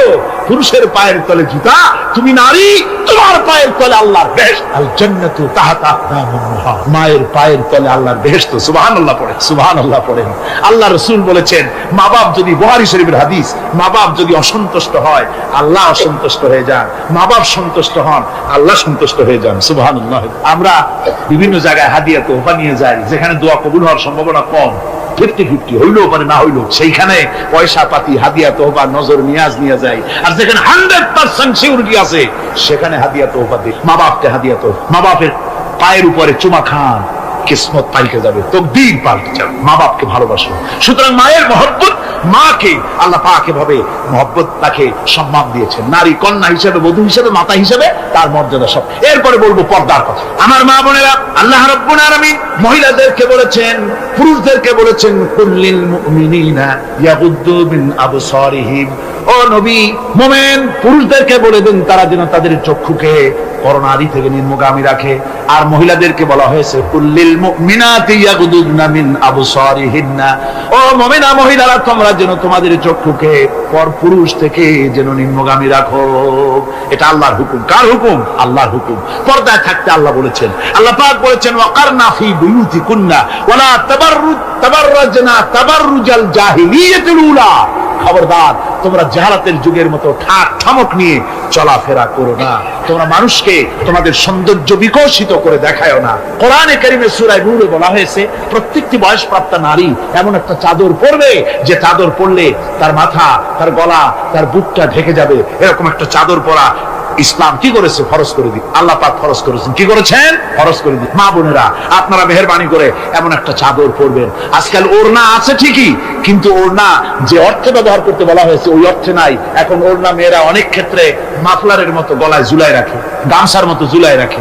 এরকমের জন্য ওড়না ব্যবহার করতে বলা হয় নাই। ওড়না হলো মাথাটা, গলাটা, বুকটা ঢেকে যায় এবং একটু পুরু হতে হবে। পাতলা মশারি টেনা দিয়ে ওড়না বানাইলে হবে না, সেটা একটু পুরু হতে হবে, শালীন হতে হবে, মার্জিত হতে হবে। আমি একটি কথা আপনাদের বলি, এই বাংলাদেশে আজ পর্যন্ত যত নারীর মুখে এসিড পড়েছে, এসিড পড়ে নাই নারীর মুখে? বখাটের ছেলে যুবতী মেয়ের উপরে আকৃষ্ট হয়ে তাকে বিয়ের প্রস্তাব দিয়েছে বা কুপ্রস্তাব দিয়েছে, সে প্রত্যাখ্যান করেছে, পরে তার মনের ঝাল মিটাবার জন্য মুখে এসিড মারছে। আপনারা বলেন, এমন কোন ঘটনা জানেন কিনা যে বোরখা পরিহিতা কোন মেয়ের মুখে এসিড পড়েছে? জানা আছে কিনা আপনারা? না, বলতে পারবেন বোরখা পরা মেয়েদের উপরে এগুলি হয় নাই। কারণ হলো সে আল্লাহর হুকুম রক্ষা করেছে। যে বোরখা পরেছে, চাদর পরেছে, সে কার হুকুম রক্ষা করেছে? ওই মহিলা আল্লাহর হুকুম রক্ষা করেছে। এবার আল্লাহর দায়িত্ব হয়েছে তার শরীর, তার ইজ্জতকে হেফাজত করা। মেয়েরা যদি ঠোঁটে রং লাগায়া, মাথার চুল খোলা রেখে রাস্তায় ঘুরে, রিকশাওয়ালা পর্যন্ত ডাকে ভাবি সাহেব, দোকানে গেলে দোকানদার কয় আপা, আর যদি বোরখা পরা থাকে যে দেখে সেই কয় খালাম্মা, চাচি আম্মা, সম্মান করে কথা বলে। ঠিক কিনা কর? সুতরাং আমার মা বোনেরা, আপনাদের সম্মান আপনারা বজায় রাখুন, আপনার মেয়েদের মর্যাদা আপনারা বাড়ান। আপনারা হচ্ছেন হযরতে খাদিজার উত্তরসূরি, সুমাইয়ার উত্তরসূরি, হযরতে খাওলার উত্তরসূরি, হযরতে আয়েশার উত্তরসূরি। এই বাংলার জমিনে আপনাদেরকে জিহাদের ময়দানে আসতে হবে ইনশাআল্লাহ। সবাই বলেন ইনশাআল্লাহ। পুরুষের পাশাপাশি বাংলাদেশেও মহিলারা বোরখা পরিহিতা হয়ে আল্লাহর দ্বীন কায়েমের জন্য যদি প্রয়োজন হয়, হাজার হাজার মহিলা রাস্তায় মিছিলে বের হবে ইনশাআল্লাহ। সময় আসতে তরুণ, যুবক, মা বোন সবাইকে এই জিহাদে অংশগ্রহণ করতে। ফাতিমা রাদিয়াল্লাহু তাআলা আনহা ইন্তেকাল করলেন। কিছু সংখ্যক সাহাবীদের কাছে খবর দিয়া অল্প সময়ের ভিতরে জানাজার ব্যবস্থা করা হলো। হযরতে আবু যার গিফারী রাদিয়াল্লাহু তাআলা আনহু কবরের ভিতরে নেমে গেলেন। কবরের ভিতরে নেমে গিয়া হযরতে আবু যার বলেন, রে কবর, তোর ভিতরে আজকে কাকে রাখবো? তুই কি তা জানিস নাকি? কোনো জবাব আসে না। হযরতে আবু যার বলেন, কবর রে, তোর ভিতরে আজকে যাকে রাখবো তিনি হতেছেন হযরত ইমাম হাসান হোসেনের মা। বেহেশতের সমস্ত জওয়ানদের সরদার হবেন যারা, সেই দুইজনের মা তোর ভিতরে রাখবো, খবরদার বেয়াদবি করবি না। কোনো জবাব না পেয়ে হযরত আবু যর বলেন, ওগো কবরের মাটি, তোর ভিতরে কাকে রাখবো কি জানিস? আসাদুল্লাহিল গালিব, দুনিয়ার সমস্ত কাফেরদের বিরুদ্ধে আল্লাহ রাব্বুল আলামিন যাকে বাঘ বানিয়ে পাঠালেন সেই হযরতে আলী, তার স্ত্রী রেখে যাব, খবরদার বেয়াদবি করবি না। কোনো জবাব আসে না। হযরতে আবু যর বলেন, কবরের মাটি, তোর ভিতরে যাকে রাখবো তিনি হলেন খাতুনে জান্নাত, বেহেশতের সমস্ত মহিলাদের সরদারিনী হবেন যে ফাতেমা, তারে রেখে যাব, তোর ভিতরে খবরদার কোনো বেয়াদবি করবি না। আবার হযরত আবু যর বলেন, কবরের মাটি, তোর ভিতরে কারে রাখবো কি জানিস? তোর ভিতরে আজকে যাকে রেখে যেতেছি তিনি হলেন আখেরি জামানার পয়গম্বর বিশ্বনবী জনাবে মুহাম্মদ রাসূলুল্লাহ সাল্লাল্লাহু আলাইহি ওয়াসাল্লামের কলিজার টুকরা মা ফাতেমাকে তোর ভিতরে রাখবো, খবরদার কবরের মাটি বেয়াদবি করবি না। কিতাবে এসেছে হযরত আবু যরকে বাড়ি শুনতে পেলেন, আওয়াজ এলো, কি যেন বলতেছে, রে আবু যর, আমি ফাতেমা কি চিনি না, হাসান হোসেনের মা কি চিনি না, আলীর স্ত্রী চিনি না, রাসূলের মেয়ে মা ফাতেমা কি চিনি না। আমল যদি ভালো হয় আমার ভিতরে, আমল ভালো নিয়ে যে আসবে শান্তিতে থাকবে, আর আমল যদি খারাপ হয় আমার ভিতরে, তার অবস্থা চূড়ান্ত হয়ে যাবে। আমার ভাইরা, আমার বন্ধুগণ, আমলের উপরে ভিত্তি করে কিয়ামতের দিন নাজাত হবে। আমল যদি খারাপ হয়ে যায় কিয়ামতের দিন কেউ তাকে বাঁচাতে পারবে না। এই জন্য কিয়ামতের ময়দানে, হাসরের দিনে আল্লাহর হাবিব জনাবে মুহাম্মদ রাসূলুল্লাহ সাল্লাল্লাহু আলাইহি ওয়াসাল্লাম সিজদায় পড়ে কাঁদতে থাকবেন। আল্লাহ রাব্বুল আলামিন বলেন, হাবিব রে, আপনি কাঁদেন কেন? আজকে তো আপনার কাঁদার দিন না, আমি আপনাকে মাকামে মাহমুদ দান করেছি, আমি আপনাকে কাউসার দান করেছি, আপনার আজকে সম্মানের দিন, মর্যাদার দিন, কাঁদেন কেন?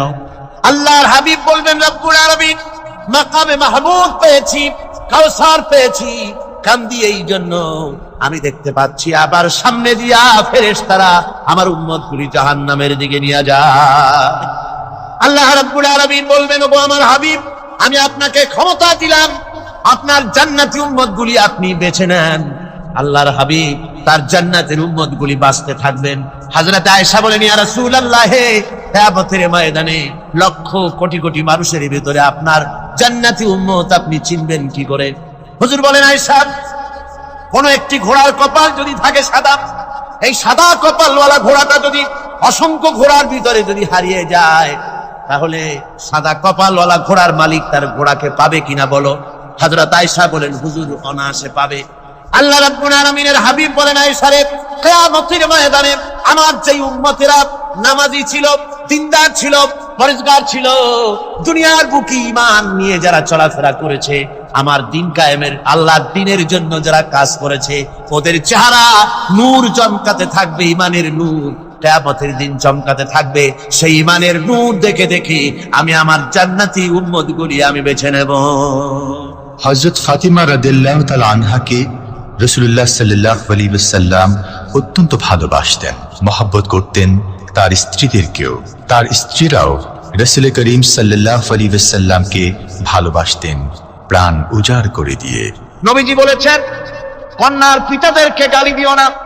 অনেকে টিটকারি করে, বারবার মেয়ে হয়, ছেলে একটাও হয় না, সেই জন্য টিটকারি বটকারি করে। আল্লাহর নবী বলেছেন, মেয়ের পিতাকে গালি দিও না, ঠাট্টা করো না, যেহেতু আমি মুহাম্মদ রাসূলুল্লাহ সাল্লাল্লাহু আলাইহি ওয়াসাল্লাম, আমি মেয়েদের পিতা, আমি নিজে মেয়েদের পিতা, খাও না, মেয়েদের পিতাকে গালি দিও না।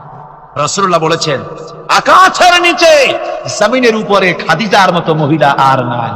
সেই হযরতে খাদিজা রাসূলের 4টি মেয়ে পেটে ধারণ করেছিলেন। সুবহানাল্লাহ। মেয়ের প্রতি রাসূলুল্লাহ যথেষ্ট মহব্বত করতেন, মেয়েকে খুব ভালোবাসতেন হুজুর সাল্লাল্লাহু আলাইহি ওয়াসাল্লাম। হুজুরের কলিজার টুকরা ছিলেন মা ফাতিমা রাদিয়াল্লাহু তাআলা আনহা। হুজুর যখন কোথাও যেতেন, সকলের শেষে দেখা করতেন ফাতেমার সঙ্গে, আর বিদেশ থেকে সফর করে এসে সকলের আগে দেখা করতেন ফাতেমার সঙ্গে। সুবহানাল্লাহ।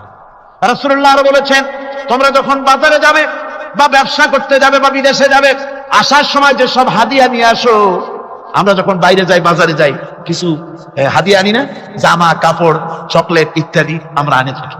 রাসূলুল্লাহ বলেছেন, হাদিয়াগুলি তোমরা যারা বিদেশে যাও, বাজারে যাও, হাদিয়া আনবে, আর এনে ঘরের মধ্যে ঢুকে তা শুরু করবে মেয়েকে দিয়ে। প্রথমে দেবে মেয়েকে। সুবহানাল্লাহ। মেয়ের মর্যাদা ইসলামে সব চাইতে বেশি। কোন যুগে? যে যুগে মেয়ে হলে পরেই মাটির নিচে ফেলে রাখতো, আছাড় মেরে মেরে ফেলে দিত।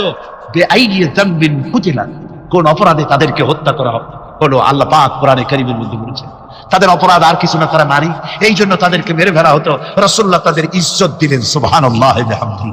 রাসূলুল্লাহ সম্মান দিলেন, ইজ্জত দিলেন তাদের। কন্যা হিসাবে নারীর এই মর্যাদা। ফাতেমাকে রাসূল এত ভালোবাসতেন, ইন্তেকালের সময় হযরত ফাতেমা কাঁদতে কাঁদতে বেহুশ হয়ে যাওয়ার উপক্রম হয়ে রাসূলুল্লাহ হযরত ফাতেমাকে ইশারা দিলেন। হযরত ফাতেমা তার কান নিয়ে রাসূলুল্লাহর মুখের কাছে লাগাই দিলেন। আল্লাহ নবী কি যেন বললেন কানে কানে। হযরত ফাতেমার কান্না বন্ধ হয়ে গেল। হযরত আয়েশা বলেন, মা, রাসূলুল্লাহ তোমার কানে কানে কি বললো আর তোমার কান্না বন্ধ হয়ে গেল? হযরত ফাতেমা বলেন, ইয়া আম্মা জান, আমার আব্বা আমার কানে কানে বললো, মা ফাতেমা তুই কাঁদিস না, তোর কান্না আমার বরদাস্ত হয় না, তোমাকে কাঁদতে হবে না। আমি তোমাকে সুসংবাদ দিয়ে যেতেছি, আমি মরে যাওয়ার পর সর্বপ্রথম তোমার সাথে আমার দেখা হবে। দাউদ আলাইহিস সালামের মুজিজা ছিল, আল্লাহ রাব্বুল আলামিন তাকে মুজিজা দিয়েছিলেন, গলার সুন্দর আওয়াজ দিয়েছিলেন। তিনি যখন জাব্বুর শরীফ তেলাওয়াত করতেন, উড়ন্ত পাখিরা ওরা বন্ধ করে চতুর্দিকে বসে আল্লাহর কালাম শুনতো। তিনি লোহা দিয়ে অস্ত্র তৈরি করতেন। অস্ত্র বানাবার সময় আগুন দিয়ে লোহা পোড়ায় অস্ত্র বানাতে হয়। দাউদ আলাইহিস সালামের তার প্রয়োজন ছিল না। তিনি যখন লোহা হাতির ভিতরে নিয়ে চাপ দিতেন, লোহা পানি হয়ে আঙ্গুরের ফাঁক দিয়ে গলে পড়ে যেত। এটা ছিল তার মুজিজা। হযরত সুলাইমান, আল্লাহ রাব্বুল আলামিন তাকে মুজিজা দান করলেন। কোরআনে কারীমের ভিতরে রব্বুল আলামিন বলেন, হযরত সুলাইমান আলাইহিস সালাম সকাল বেলায় বিনা মেশিনে বিনা ইঞ্জিনে তক্তার উপরে বসে যেতেন। তক্তা 1 মাসের পথ অতিক্রম করত। আবার সন্ধ্যা বেলায় বসতেন, এই তক্তা আর 1 মাসের পথ অতিক্রম করে যেত।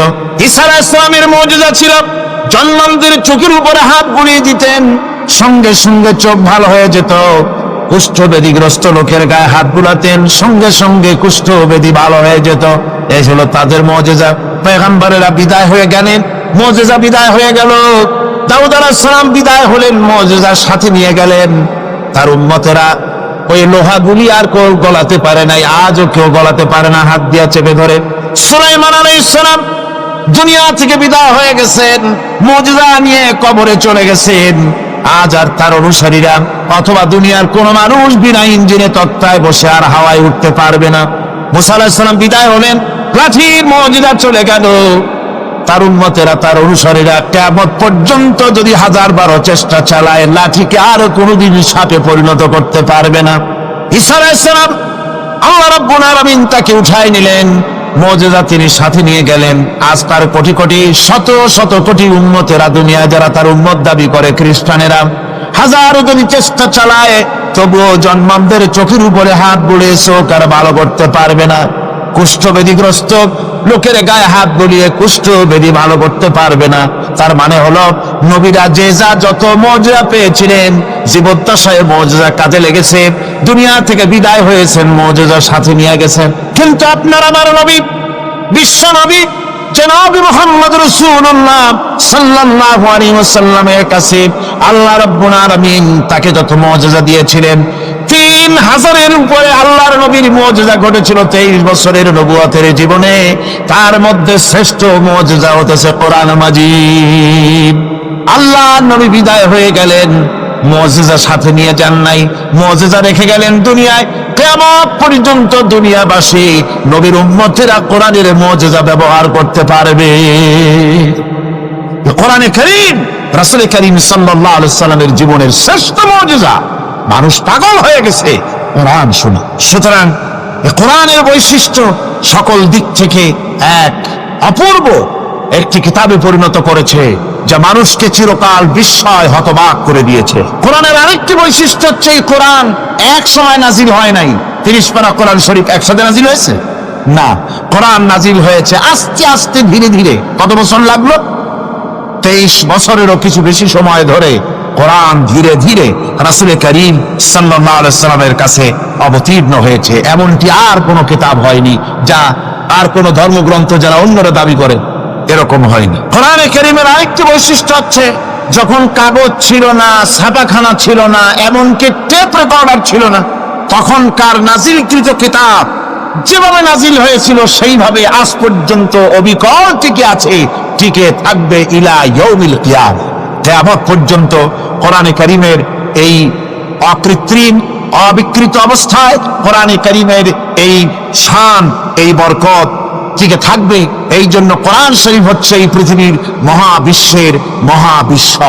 কোরআন হচ্ছে পৃথিবীর মহাবিশ্বের মহাবিশ্ব। এর মর্যাদা সম্পর্কে রাসূল করিম সাল্লাল্লাহু আলাইহি ওয়াসাল্লাম বলেছেন, ওয়ান উসমান রাদিয়াল্লাহু তাআলা আনহু আন্নাহু قال قال رسول الله صلى الله عليه وسلم خيركم من تعلم القرآن وعلمه رواه البخاري। আল্লাহর নবী বলেন, তোমাদের মধ্যে সর্বোত্তম ব্যক্তি সেই, তোমাদের ভিতরে ভালো ব্যক্তি, উত্তম ব্যক্তি সেই যে ব্যক্তি নিজে কোরআন শেখে আর অন্যকে শেখায়। কোরআন যে শেখে আর অন্যকে যে শেখায় সেই ব্যক্তি হলো তোমাদের মধ্যে সর্বোত্তম ব্যক্তি, ভালো ব্যক্তি। সুবহানাল্লাহ পড়েন। কোরআনে কারীমের এই মর্যাদা সম্পর্কে রাসূল করিম সাল্লাল্লাহু আলাইহি ওয়াসাল্লাম বলেছেন, দুই ব্যক্তিকে, দুই শ্রেণীর লোককে ঈর্ষা করা যায়। অমুকে বিরাট বাড়ি করেছে, সে বাড়ি দেখে হিংসা হয়, আমি ওরকম বাড়ি করব, অমুকের মতো নেতা হব, অমুকের মতো বড় লোক হতে হবে। পরশ্রী কাতরতা অথবা ঈর্ষা করা, এরকমের ঈর্ষা করা জায়েজ নাই। রাসূলুল্লাহ বলেছেন দুই ব্যক্তির সঙ্গে ঈর্ষা করা যায়। আন ইবনে ওমর রাদিয়াল্লাহু তাআলা আনহু আন্নাহু قال قال رسول الله صلى الله عليه وسلم لا حسد الا على الاثنين। দুই ব্যক্তি ছাড়া অন্য কারো সাথে হিংসা করা যায় না, ঈর্ষা করা যায় না। কোন কোন ব্যক্তি? রাজুলুন আতাহুল্লাহুল কুরআন ফাহুয়া ইয়াকুমু বিহি আনা আল-লাইলি ওয়া আনা আন-নাহার। ওই ব্যক্তির সঙ্গে ঈর্ষা করা যায়, হিংসা করা যায় যে ব্যক্তিকে আল্লাহ পাক কোরআনের ইলম দান করেছেন, সে ব্যক্তি দিন রাত কোরআন তেলাওয়াত করে, কোরআনের উপরে আমল করে, কোরআনের উপরে থাকে, মানুষকে কোরআনের দাওয়াত দেয়। ওই লোকের সাথে ঈর্ষা করা দরকার যে তার মতো হতে চায়। ওয়ারাজুলুন আতাহুল্লাহু মালান ফাহুয়া ইউনফিকু মিনহু আনা আল-লাইলি ওয়া আনা আন-নাহার। মুত্তাফাকুন আলাইহি, বুখারী মুসলিমের হাদিস। রাসূলুল্লাহ বলছেন, অন্য আরেক ব্যক্তি হচ্ছে যে ব্যক্তিকে আল্লাহ পাক মাল দিয়েছেন, সম্পদ দিয়েছেন, ওই ব্যক্তি তার মাল আর সম্পদকে দিন রাত দুহাতে আল্লাহর রাস্তায় খরচ করে। তার মতো হওয়ার জন্য তার সাথে ঈর্ষা করা যেতে পারে। আমার বন্ধুগণ, এই কোরআন হচ্ছে এমন এক কিতাব যে কোরআনকে নিয়ে যারা অগ্রসর হয় আল্লাহ তাদেরকে বাড়ায় দেন, আর কোরআনের সাথে যারা হিংসা করে, বিদ্বেষ করে, আল্লাহ তাদেরকে অধঃপাতিত করে দেন। আন ওমর ইবনে আল-খাত্তাব রাদিয়াল্লাহু তাআলা আনহু আন্নাহু قال قال رسول الله صلى الله عليه وسلم ان الله يرفع بهذا الكتاب اقواما ويضع به آخرين رواه مسلم। হযরত ওমর রাদিয়াল্লাহু তাআলা আনহু বলছেন যে আল্লাহ পাক এই কোরআনের সাহায্যে এক শ্রেণীর লোককে প্রতিষ্ঠিত করবেন দুনিয়ার বুকে, এবং আখিরাতেও আর এক শ্রেণীর লোককে করবেন অধঃপাতিত। যারা কোরআনের সাথে বিরোধিতা করবে, তারা যদি হিরো হয় আল্লাহ তাদেরকে জিরো বানাবেন। কি বানাবেন? জোরে কোন কি বানাবেন? জিরো বানিয়ে দিবেন।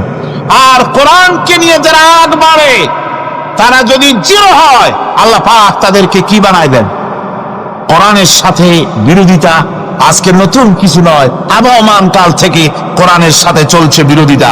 বিশ্বকবি, কবি সম্রাট আল্লামা ইকবাল, আল্লাহ তাকে জান্নাতুল ফেরদাউস নসিব করুন, সবাই বলুন আমিন।